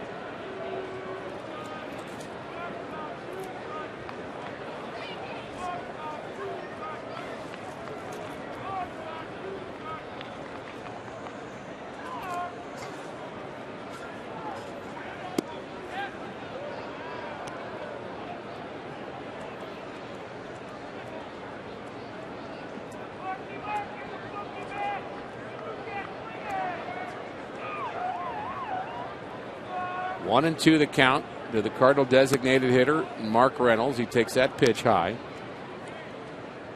case you're wondering, there have been 14 no-hitters thrown by Cleveland Indians pitchers. The last one came in 1981. There's a strike on the outside corner, and Reynolds could not pull the trigger. And strikeout number 12 that for was Corey Kluber, right? Len Barker. That was a game where he had a lot of walks. I think he had 9 walks, I believe like that. so. Here's a name you may remember. Cleveland's starting pitcher in 1977 threw a no-hitter against the California Angels at the time. Eckersley? Dennis Eckersley. Boy, you were on People forget that Eckersley was a 20-game winner one time as a starter and threw a no-hitter. Late in his game, late when his career, when he went to the bullpen, kind of was really like a journeyman. Had some personal problems, and he got those rectified, and went on to have the Hall of Fame career as a reliever. Terrific career. Borges takes low and away, 1-1. Bob Feller had 3 no-hitters. You know, Bob Feller had one time. Everybody came to the plate and never lost a point off their batting average. Think about that one, Mr. Virginia. Opening day no-hitter. That's it. I'm ahead of you, Al. I can't believe it. That was April 16th. Everybody came to a plate batting 1940. Batting 0, and they left batting 0. And another strikeout. Oh, my. That's 13 for Kluber. Pitch count. Pitch count. I'd say 80. 80 pitches.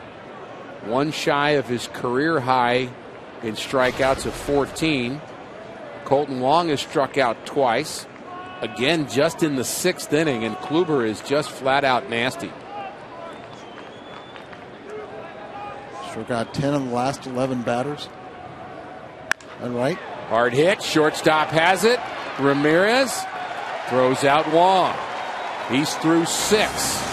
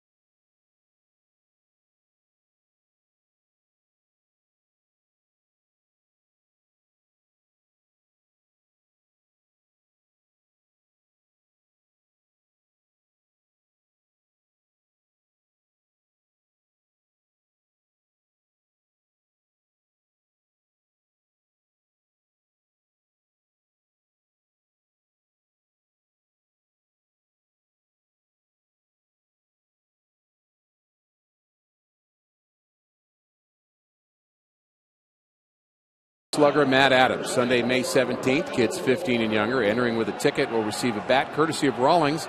And that day, kids will also receive a voucher valid for a ticket to an upcoming home game. Get your tickets to the May 17th game at cardinals.com/promotions. All zeros for the Cardinals. 2 runs on 4 hits for Cleveland. Lackey back to work, bottom of the 6th inning and bottom of the order for the Tribe. First pitch misses inside for a ball. And John Lackey's going to change balls again. Rubs that one up a bit. Would you say, Al, 10 times he's done that? At least. At least. The 1-0 pitch is taken low. Bourne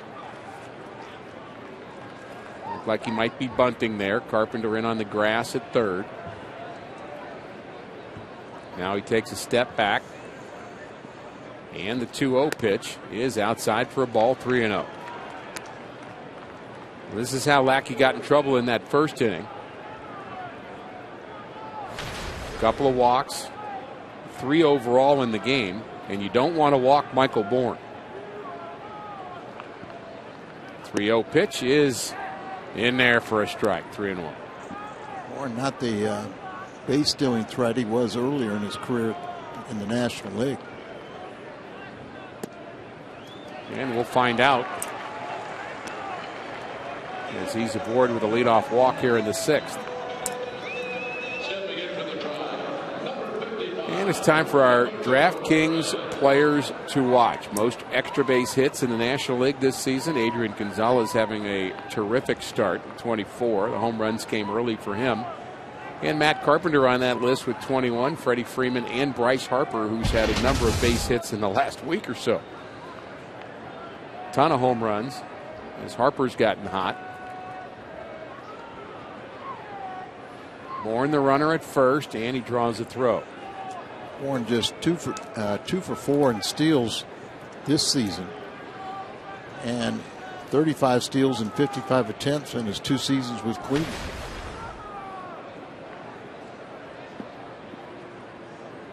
You wonder if a hit and run may be in place here. Randy Choate starts to get loose for St. Louis. And Perez takes a strike after faking a bunt himself. He's 0 for his last 19, and you just wonder whether they'll try to get something going here to get him going, to get the offense going. Again, Brad Mills calling the shots right now.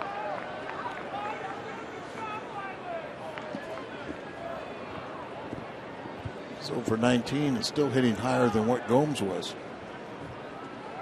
before he went out with the injured knee. Does try to bunt, and he pushes this one foul. The bat angle a little bit too open. You give yourself up. You got to put that bat in fair territory. If you don't have it in fair territory, make contact, it's going to bunt it foul. Nick Leva used to teach us in the minor leagues, former Cardinal manager. Now he's with Pittsburgh. He would have everybody square to bunt, and right before he'd throw you the pitch, he'd say, okay, don't move. Now drop the bat. And you drop the bat, and he would check to see whether that angle was in fair or foul territory. I think it's a great drill to do with young kids when you're trying to teach them to bunt. Lackey ahead 0-2. And the pitch jams him, fouls it off. Here's where maybe you get a little greedy and try to get that double play, too. The bunt didn't work. See if you can get a defensive swing from a hitter who's struggling. A lot of times those defensive swings, Al, turn into double plays. And sometimes, too, the guy 0 for 19 and maybe get your double play, strike him out, throw him out.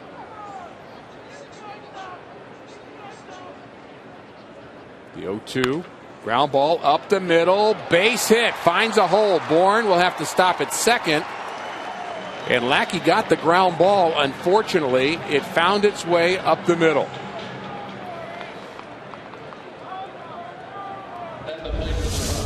Watch Lackey see if he could not have gotten this ball. He didn't really try, and it looked like it bounced well over his head, but I think he was hopeful that either his backup, his shortstop, or second baseman was going to get to that ball before it went through for the clean single. So that's now 1 for 20. Perez broke that 0 for 19. And again, a lot of left-handers in this lineup. That's why Choate is getting loose. Cardinals with 2 left-handers in their pen, and Choate, Segrist. And you'd have to expect a bunt here from Jose Ramirez in the 9th spot.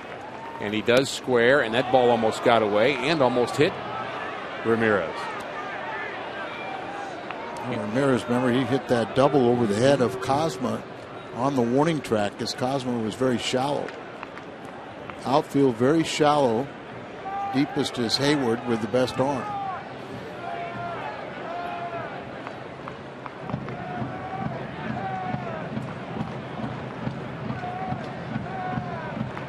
Bourne and Perez the runners. Nobody out. And the bunt attempt is again foul. The angle again a little bit towards foul territory, so he doesn't get it down. Sometimes the guy who runs well wants to get more than just a sacrifice. He's thinking base hit. I know where you're going, where you talk about a guy that's got great speed and can really bunt for base hits, don't know how to bunt sacrifice. They can't give themselves up. Watch his back foot. Very close to being out of the batter's box. Gets that bunt down and deadens it well enough to get the job done as both Bourne and Perez advance on the sacrifice. And you mentioned Bourne maybe not running like he used to. There was a time where you wouldn't even think about bunting Michael Bourne over. You just let him go. He was going to steal it for you. Exactly. Mike Matheny's going to go to the bullpen and bring in Choate with Kipnis coming up. Shaking his head. He doesn't want to do it. Lackey doesn't want to give up the baseball. 5 pitches. Matheny asks for it. He gets it. And Lackey, the professional, leaves the mound. Really a job well done for him. He really turned things around after that 2-run first. And our Chevy call to the bullpen is Randy Choate to try to calm things down here in the 6th. We have got a tremendous game going, maybe a special one.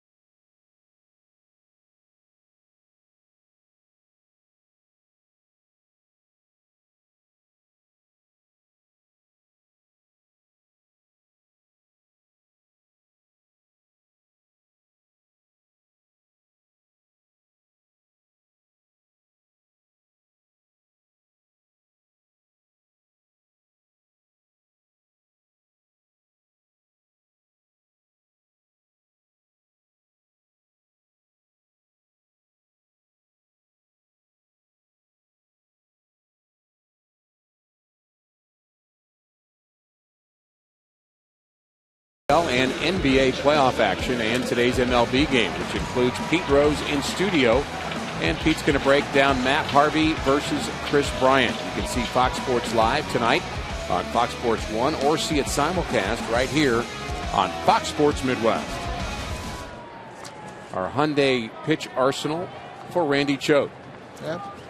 2/3 fastballs, 1/3 sliders. Slider's the big pitch, but got to work that fastball to keep them honest. Infield in for the Cardinals, and the slider misses away. And one thing, you take out Lackey and Kipnis, you take out the fireworks potential. After Kipnis was hit by Lackey in the 4th inning, Francona was ejected, but a key situation for Choate here, and he misses inside to Kipnis. Now 2-0. We got 2 left-handed specialists in this game. Zepchinski for Cleveland and Choate for the Cardinals, that oftentimes they get one shot. Both of them had one batter last night. Both of them let that batter get away. Charged with a run. And he hits Kipnis, and he's again hit and not happy about it. Slams his bat down, and you see that ball just got away from Randy Choate. But it hurt Kipnis nonetheless. Not happy about it. He's now the runner at first base, and the boos. And see, that's what happens when you warn people. Well, then they immediately think when somebody gets hit that that person has to be ejected. And obviously it wasn't a 2-0 game. You're not going to hit somebody to load the bases. He'll turn Santana around.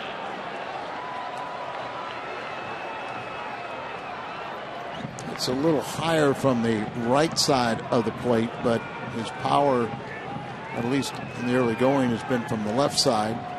And he's a step slower to the plate. He's walked 3 times this game. Leads the American League in walks. With 28. Sometimes that extra step out of the right-hander's batter's box is all you need to get that double play. Lefty gets maybe a step or 2 advantage coming out of the box. And with 4 straight left-handers after Santana, the switch hitter, Randy stays in this ball game. No one warming up. Cardinals need a double play here. How about that 1-2-3 double play? There's a strike on the inside corner.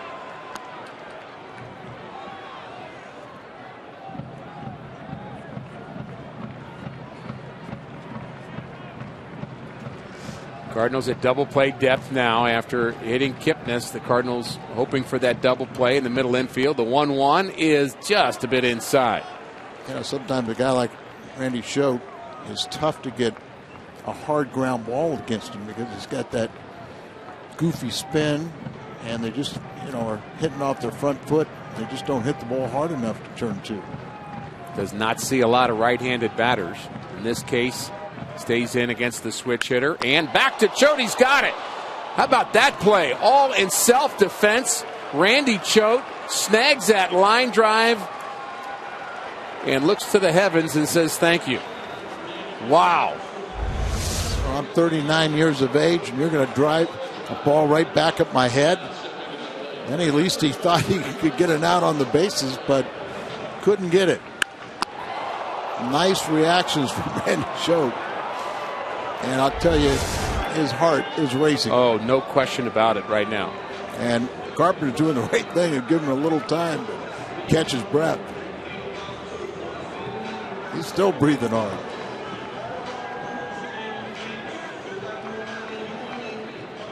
So he got the switch hitter. Now he's got to deal with Brantley, who Randy's had success against. He's 1 for 6.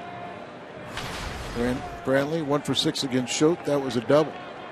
And players, Al, are used to controlling their kind of excitement and maybe being upset, different reasons during the middle of a game, but that's a different one. When all of a sudden you get that little fear in your head after that line drive, it is hard to get that heart rate back down again. It's one thing, again, you strike out somebody, you get amped up, you kind of calm down, or you have a bad experience, give up a home run. That's different than a line drive right at your face. Well, one of the things that's so important is to breathe and breathe properly. Up the middle, ground ball, and stepping on the bag is Peralta. Randy Choate, outstanding job. No runs for Cleveland here in the 6th. On to the 7th.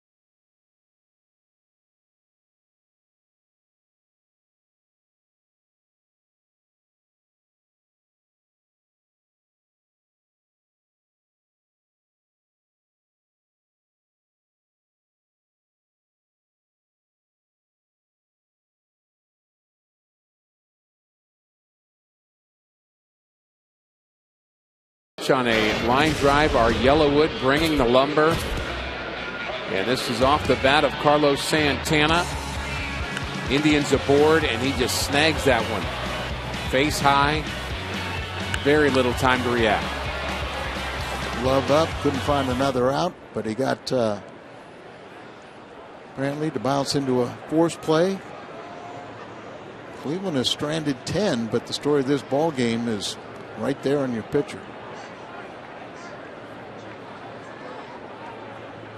Kluber back to work for the 7th.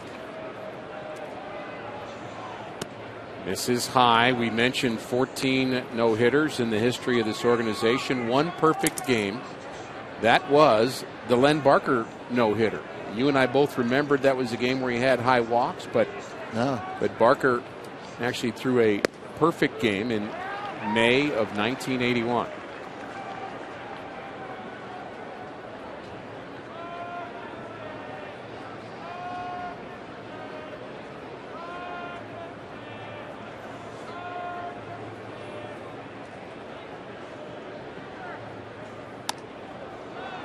when you said we both thought the high walks, but I do remember now that it was a perfect game. It's the Gateway Honda home run inning. The Cardinal player that hits a home run, Gateway Honda dealers are going to donate $1,000 to the Make-A-Wish Foundation. Cardinals would love a couple of those. 3-1 now on Carpenter.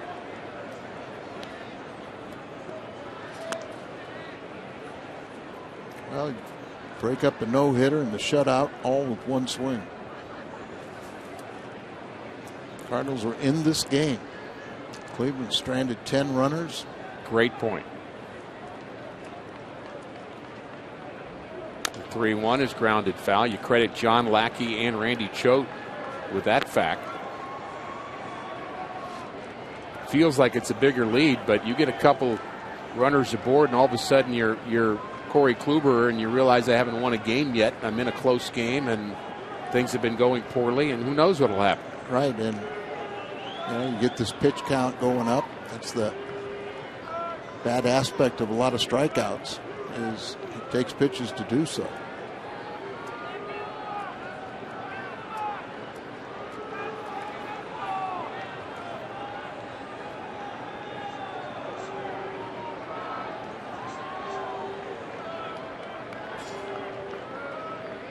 Three and two to Matt Carpenter.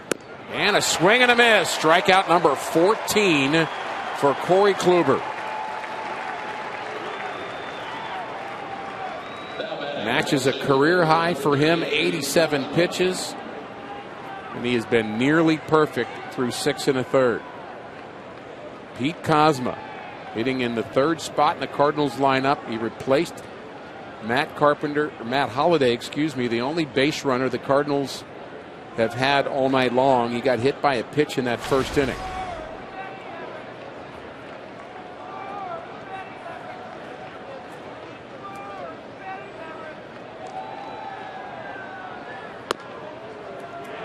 And it's strike one. A cold night in Cleveland. Cardinals just not seeing the ball well. Swinging a lot of chasing pitches and getting a lot of called strikes.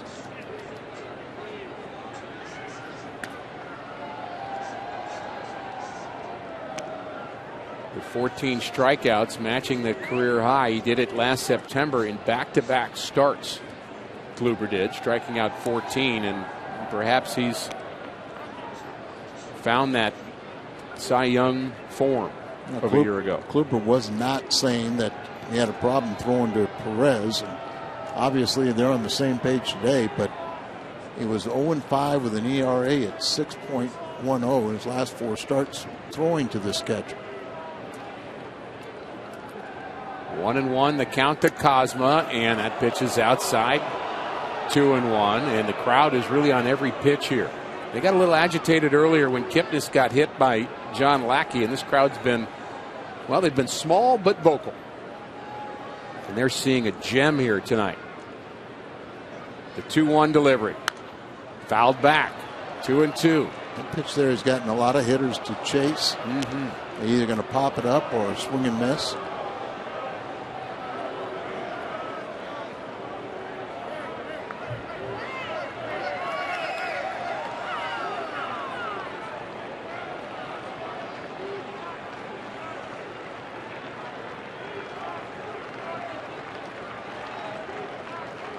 The 2-2. Swing and a miss. Strike 3. Kozma strikes out for the second time. And number 15. New career high for Kluber. You look at these, this kind of weather too, it just keeps you sharp and keeps you, don't wear down. Plaza Tire replay, and he is indeed working up in the zone, isn't he? I mean, for a guy that throws so many sinkers, he's getting people out of the strike zone. Well, they said that he was getting hit because he had elevated the ball. Now he's taking it even higher, and he's getting the swing and misses. Peralta has struck out twice. Every Cardinal has struck out at least once, other than Holliday, who only had 1 plate appearance. Wong has struck out twice. Carpenter, Cosma, Peralta, Reynolds, Borges. Yeah, they're not seeing the fastball, and they're throws that breaking ball, and they're out in front on it. Held back that time. 2 outs in the 7th. And the pitch. Ground ball up the middle. Base hit, Peralta. And the Cardinals get their first hit in the bottom of the 7th inning off of Corey Kluber. Well, Peralta was the only Cardinal that had faced Kluber, and he was 5 for 13 coming in. And a nice hand from Cleveland Indian fans.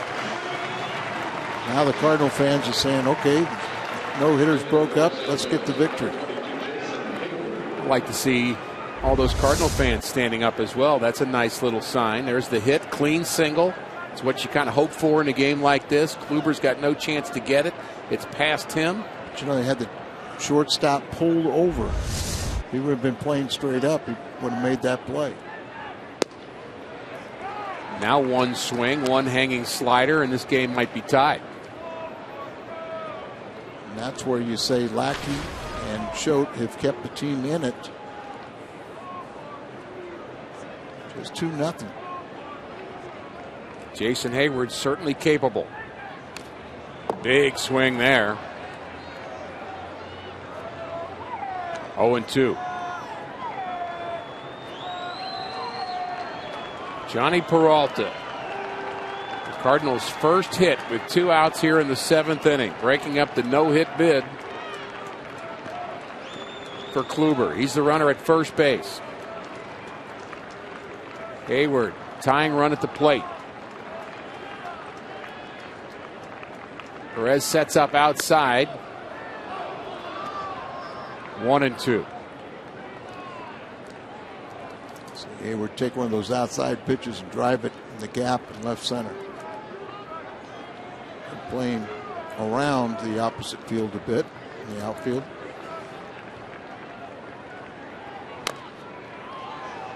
Cleveland, Al, has been struggling. There's no question about that. Record of 11-20. They've lost 11 out of their last 16 games. And this is what your number one starter does for you when your team is struggling. Come in and pitch a game like this against one of the league's best, Cardinals offense. Very, very impressive what we've seen tonight. But it's not over. Cardinals still with a chance to come back. The 1-2. Inside, barely. 100 pitches. You'd have to figure you're going to get into this Indians bullpen. They have some capable relievers, but they also can throw some fire on the gasoline. A little gasoline on the fire. And another strikeout for Kluber. Will that be his last? Boy, what a job by Kluber. 16 punch-outs. Time to stretch.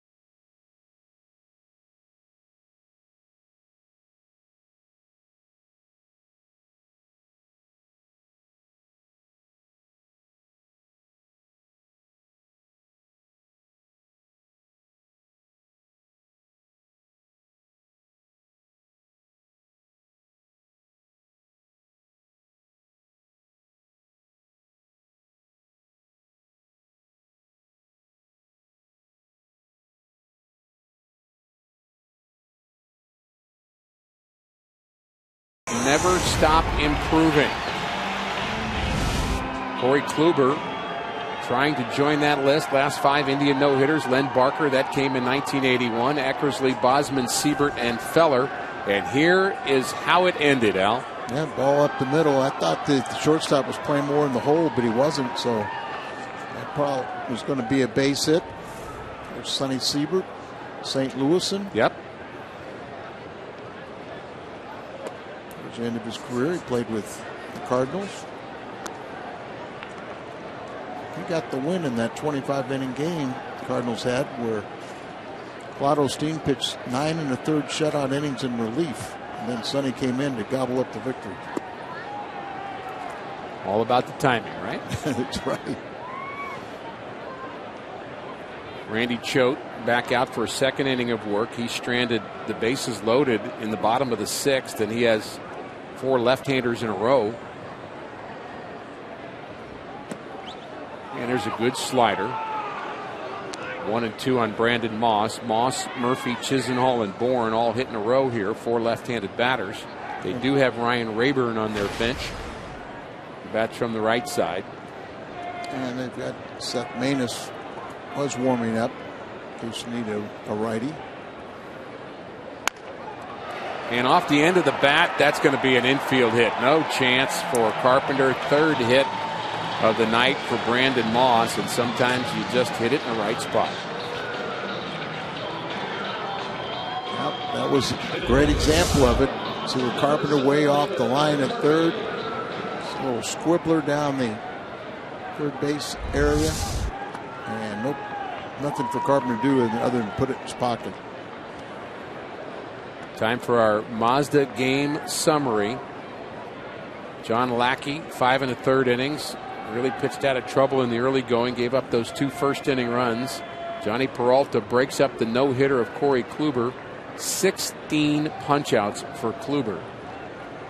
And the last time the Indians had a pitcher do that, as the bunt is foul, was done by an Indian that I actually met at your golf tournament in St. Louis years ago. First time I ever met him.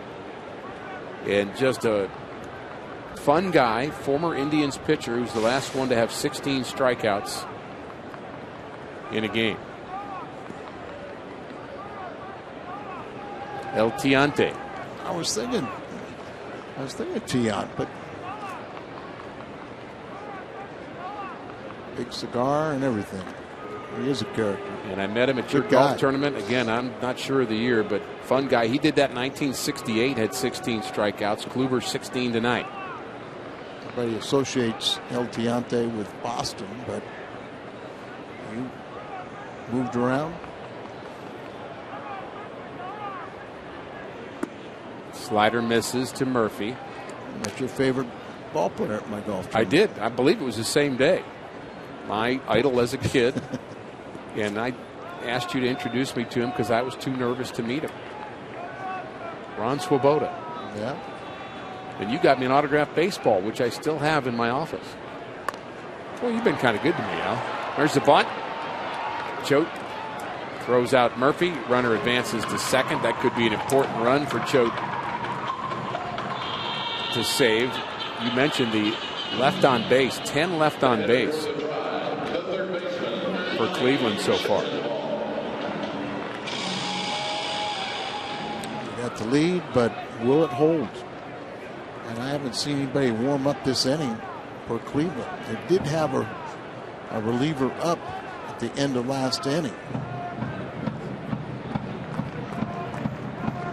Being a waiver up for the Cardinals.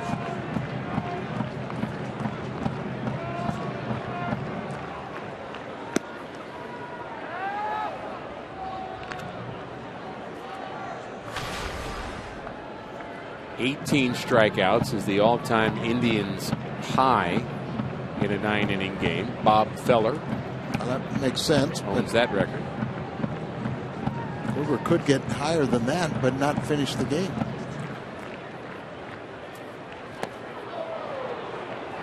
Big swing and a miss. Think about Bob Feller. He used to go around and throw batting practice as to kind of corporate people from stadium to stadium. He was down in our minor league ballpark, and we had a big leaguer down on rehab, and he dressed up and pretended he was one of the sponsors. And Bob Feller was throwing to him, and the harder he threw it, the further he hit it. And he thought, what is this guy? I can't believe this guy. And he hit a line drive off of Bob Feller's shin, and it was Steve Braun down on the rehab. Steve wasn't very tall either, so he could sell the point. He put his street clothes on and pretended he was not a player, and Bob was just throwing batting practice to normal corporate people, and in stepped the big leaguer, and he didn't know it. Bob Feller just passed away this past offseason, I believe, and today they dedicated a Bob Feller museum here at the ballpark. Terrific talent. He used to have it in, I apologize to our Iowa friends, but Van Meter, Iowa, I think that was his hometown, and I guess with his passing, they didn't have the funds to continue it, and so they brought it here to this stadium, and that's a nice gesture, and turned that Hall of Fame into the City Hall. Tremendous talent, Bob Feller. Ground ball left side. Carpenter has it, checks the runner, but not able to make that tag. Throws out Chisenhall, and Moss advances to third with 2 outs. You think Randy Schultz going to be able to lift his arm tomorrow? He's been out there a long time, and he certainly was woken up by that first batter he faced. The second batter, actually. 21 pitches. That's a week's worth. I cracked up the other day where Mike was talking about I need to rest Randy Schultz. He'd thrown like 3 out of 4 days, but the most pitches he'd thrown was 6 in a game. Well, rest what? Not used to it for sure. And to be fair to him, of course, he's got to get loose, and he warms up, and he's going to throw, I would say on average, would you guess 40 pitches to get loose, to get in the game?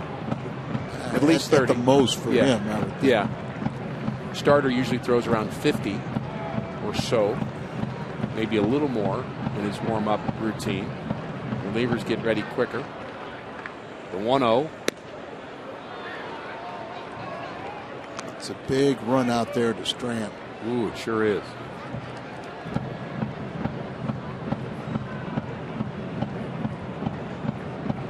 And the beat goes on.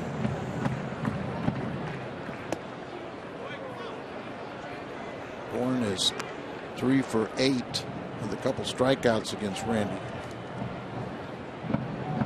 But I think these kind of outings like this, Randy kind of gets the feel for that slider. It's a tough job coming in and facing one guy at night. You better be good. Catches the outside corner. Bourne not sure about that. Count evens. Can Randy come up with another one?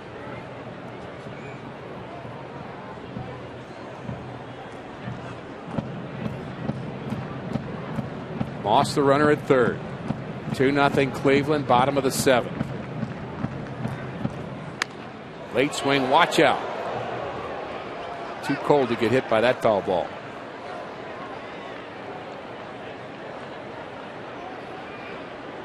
There's a lot of empty seats, and it helped out. Thankfully. And a Cardinal fan taking a picture of it. This is a baseball. Next to an Indian fan.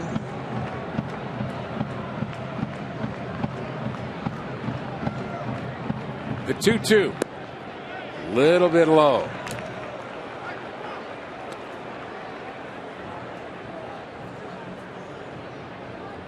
It's one of those tough situations, where you throw this pitch, 3-2 pitch, throw a slider. You don't really want to throw a strike. You want him to just get himself out. But if you walk him, you're out of the game. You're out of the game no matter what.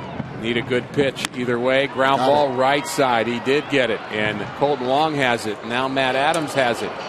And another runner stranded. That's 11 for the Indians. On to the 8th. Cardinals trail by 2.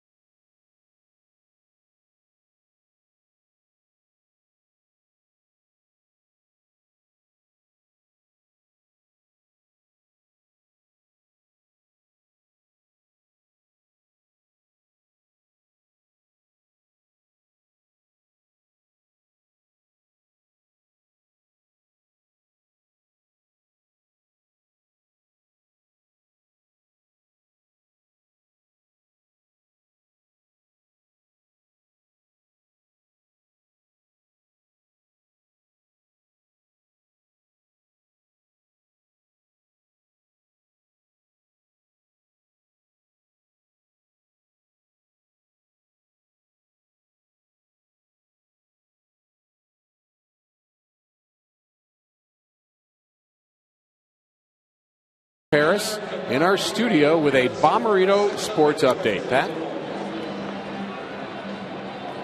In the top of the 8th inning, leading off for St. Louis, the catcher, Yadier Molina.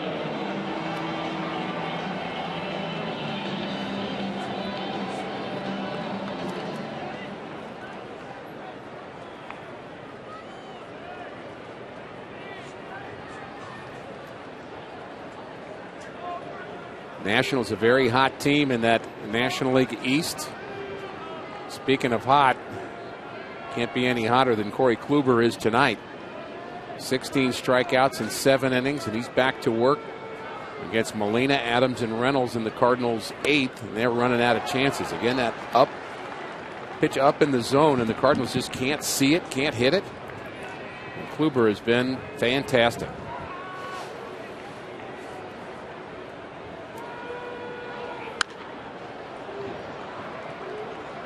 Really stayed out of the middle of the strike zone, hasn't he? Yeah, he really has, and he's just changed speeds enough to where gotten him a little off balance.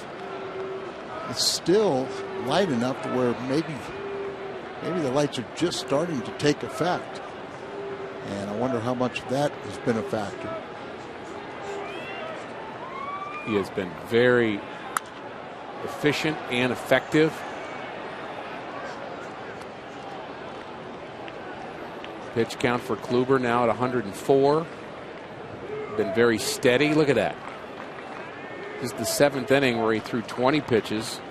Struck out the side in that inning. Gave up the hit to Peralta.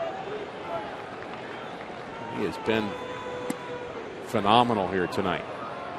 This is a Cardinal offense that came into play at 274, leading the National League in hitting. Shut him down. But this game is still winnable. Absolutely. And kind of a pitcher's nightmare when you're pitching a game like this. You're up to over 100 pitches.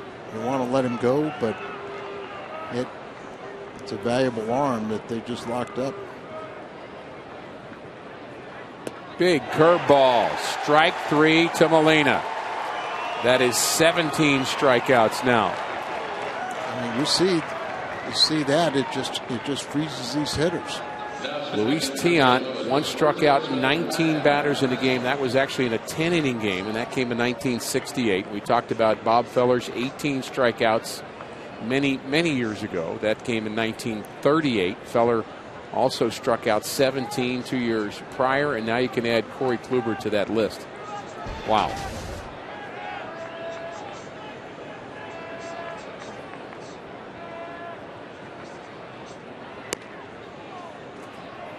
One of the things that they say he likes to do, you see a breaking ball there, he tries to backdoor, but he has that ability to throw that sinker that lefties give up on, and then it breaks towards the strike zone. Hard hit to center field. Bourne has it. That's the hardest hit ball we've seen tonight. Right at the center fielder. This copyrighted telecast presented by the authority of the St. Louis Cardinals and may not be reproduced or retransmitted in any form. And the accounts and descriptions of this game may not be disseminated without the express written consent of the St. Louis Cardinal. If I told you, Al, that Corey Kluber was working with 2 outs in the 8th inning and there was just 1 infield ground out through 7 2/3, what kind of game would you think he's throwing? I think he gave up 7 runs. He got 4 doubles, maybe a home run. Couldn't get a ground ball. 1 ground ball out. That came in the 6th inning. Off the bat of Colton Wong. That ball was hit fairly well. Yeah, you don't think of him as a fly ball pitcher. And there have been 5 of those and 17 strikeouts. 17 strikeouts. Reynolds victimized twice by the strikeout. 1-1 the count to him. There's that high fastball. He waves at it. 1-2. Could this be strikeout number 18? It'll be interesting to ask these guys if they really saw that pitch. But he has lived up there and gotten away with it all night. Just like right at the top of the strike zone or above it. The 1-2. Swing and a miss. That's number 18. Cleveland history for Kluber. 8 innings. Just 1 Cardinal hit. Brilliant outing.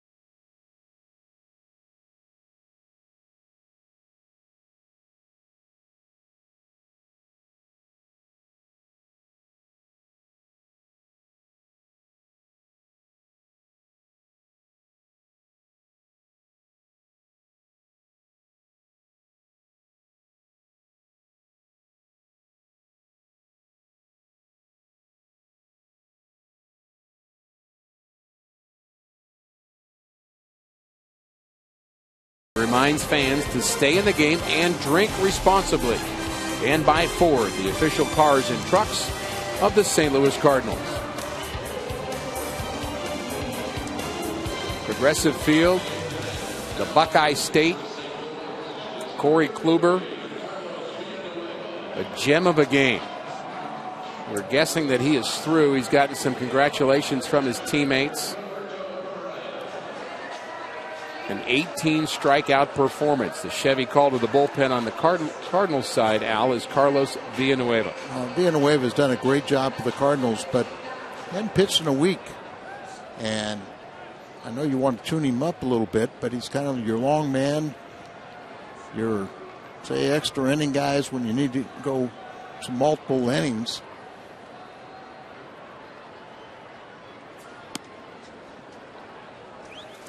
And he's facing 8-9-1 in the Cleveland's batting order. Cleveland has so far been dodging the bullet of the left on base stat. 11 of them through 7 innings. John Lackey, the starter, he went 5 1/3. In case you're just joining us, 2 runs, 5 walks, and 2 strikeouts for Lackey. Fouled at the plate. Well, he did a job of keeping his team in it.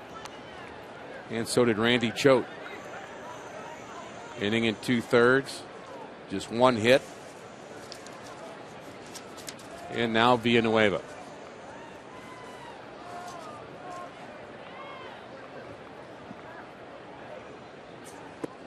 Check swing. No, he went. Said our home plate umpire Mike Everett. So a strikeout for Carlos. And that's how his night begins. Again, a lot of left-handers in this lineup for Cleveland. And a number of switch hitters, including Jose Ramirez. That is Cody Allen. He's the closer for the Indians. He has 4 saves on the season. He'll have the 9th. And looking ahead, it'll be Borges, Wong, and Carpenter. And again, if you're just joining us, Matt Holliday, just 1 at-bat tonight, was hit on the elbow by Kluber in the first inning and had to leave the game.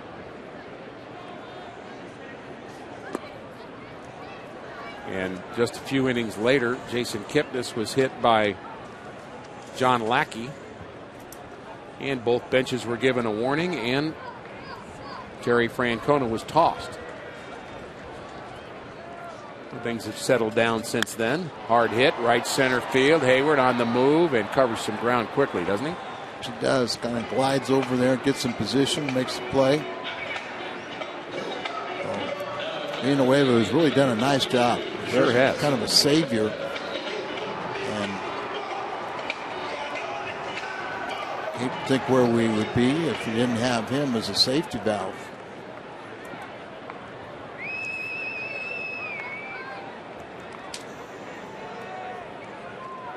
Kipnis has been hit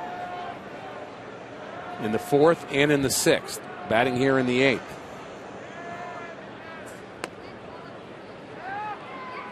And that pitch on the outside corner for a strike. Kipnis, very good player. Been on base 3 times. He walked and scored in the 1st. All the offense came in that 1st inning. At least all the runs did. Kipnis gets out of the way, and thankful it's not 3 times in a row. Doesn't want to get hit on the throw back. Just one of those nights for him. It's sometimes the ball finds you. It does. Of course, I saw Pete Lecoq get hit 3 times by Bob Gibson in the game. Him first time because he didn't like him. Hit him the next 2 times because he said, "Why me?" Watch out. That ball almost hit Villanueva. You don't like being hit by a pitch, that's what you do too. Lined it up the middle. Not much time to react. We've seen 2 of those tonight. Wow. Man.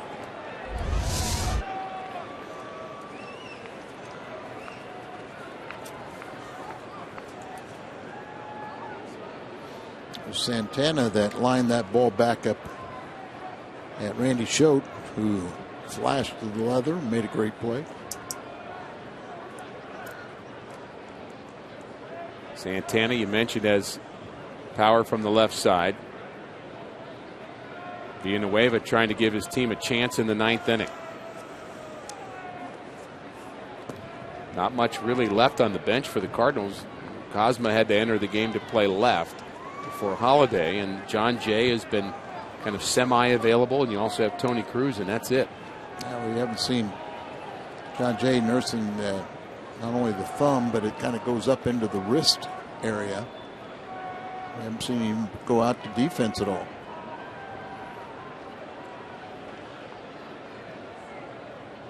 The 1-0. We saw him pinch run. Pinch run. That was in Pittsburgh, right? I think that was on Sunday.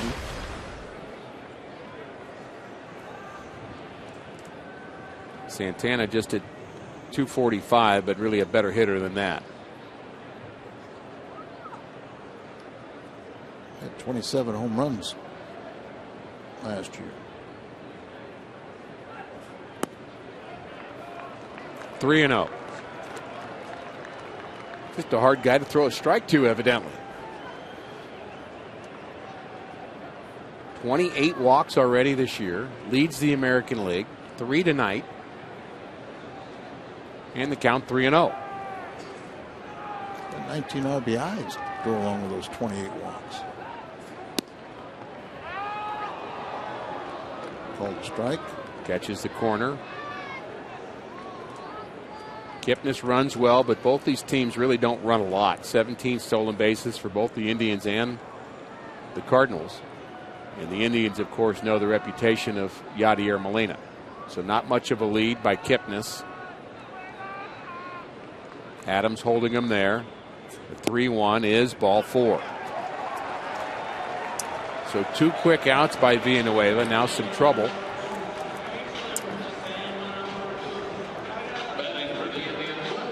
And for the 3rd time, a 2-out walk to Carlos Santana brings up Michael Brantley with runners aboard. We worried about it the first time. We thought we were kind of pressing the luck the second time, but now it happens a 3rd time. Brantley 0 for 4 so far tonight. Another rare strikeout for him. Only a 5th of the season.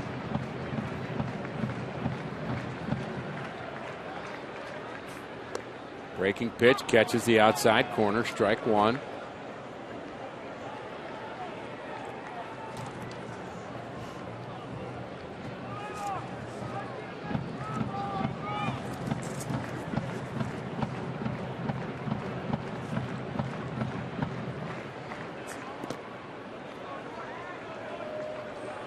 almost went after that delivery in the dirt from Villanueva. He's not an overpowering guy. He's got a good breaking ball, throws a good changeup, really has had better numbers in his career out of the bullpen than he's had as a starter, but he can do both. Yeah, and been around a long time, knows what he's doing out there, can beat you with his wits.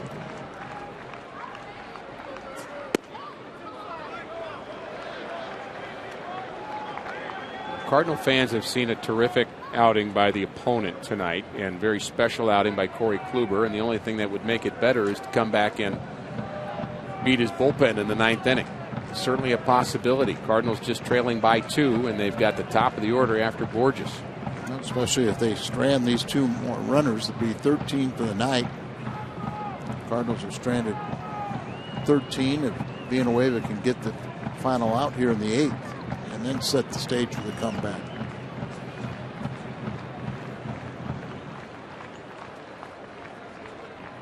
And the 2-1. Late swing and a foul.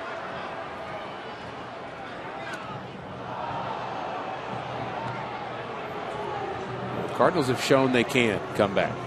That's what's been really a fun part of this team in 2015. The Cardinals 14 games over 500, 6 games ahead in first place in the Central Division. Although Mike Matheny said, don't tell me what place I'm in. I don't care about the games, one day at a time.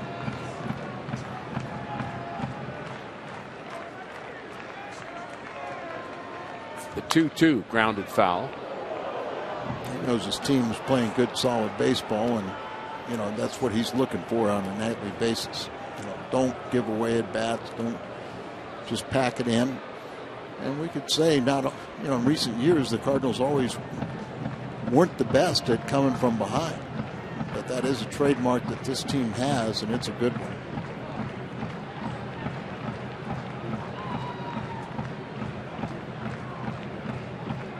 A lot of places where that offense has come from.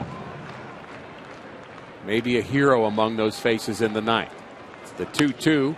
Ground ball to short. Peralta throws out Brantley. And we head to the 9th. Do the Cardinals have another comeback in them? We'll find out.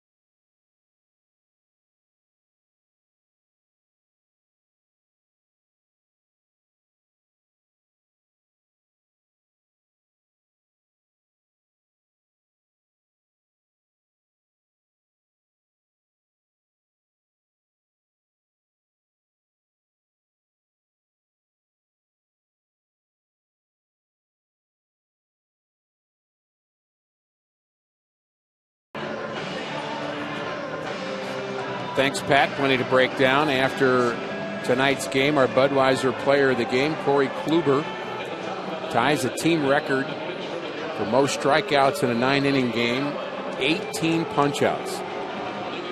No walks. And he gives way to our Chevy Calder, the bullpen. The closer for the Indians is Cody Allen.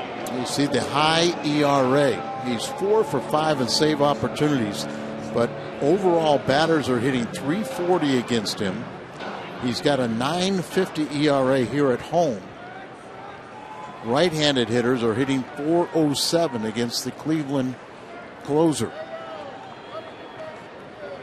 And we'll see if Peter Borges can get things going. Borges, Wong, Carpenter. Historically, he's been a big strikeout pitcher. He strikes out better than 11 strikeouts per 9 innings. Came into a chorus of boos from the 313 fans here because they wanted to see Kluber back out for the ninth.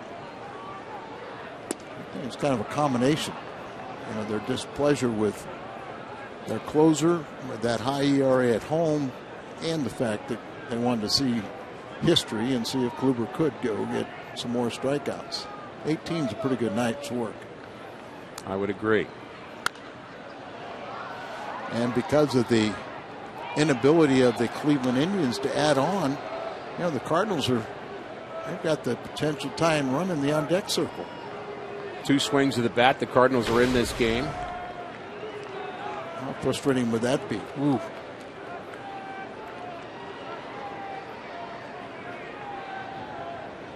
One and 2 the count to the Cardinals center fielder batting in the 9th spot, Peter Borges. Borges has struck out twice, but then again, who hasn't?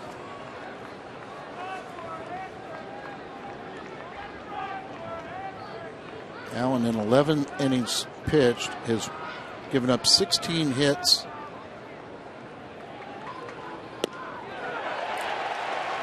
But not a hit there, a strikeout. Late breaking slider. Borges thought it might be inside at the very last minute.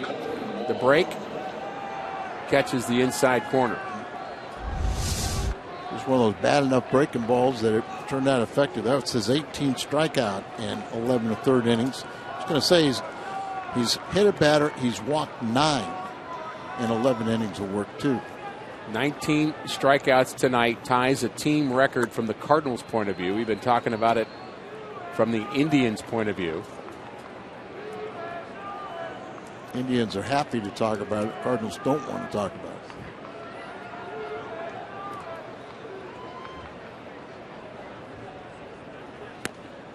Here's a pitch at the knees. Again, 19 strikeouts for the Cardinals. April 17, 2010, 20-inning game. Cardinals did that. And another 2-strike count. This time it's Colton Wong. Wow. I'm trying to think, Rick, that, Carlton against the Mets struck out something like 19, but lost the ball game with Swoboda, your favorite player, hitting 2 home runs against him. That's why he's my favorite player. I'm going to tell Carlton. Maybe I'll have a new favorite Cardinal player with a home run here in the 9th.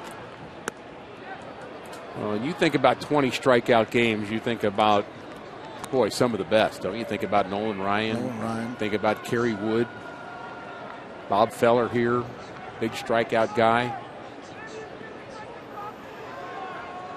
2-2 the count to Colton Wong. 19 strikeouts so far for the Cardinals.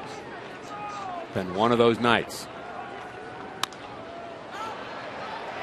Third base line, Chisenhall over towards the stands, and he makes the play.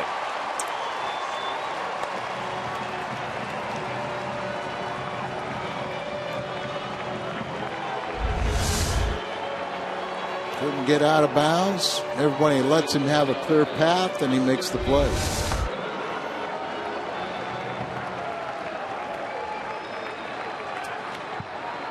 Matt Carpenter's not going to make the final out of this game. I agree with you. The Cardinals are going to get a rally started with 2 outs.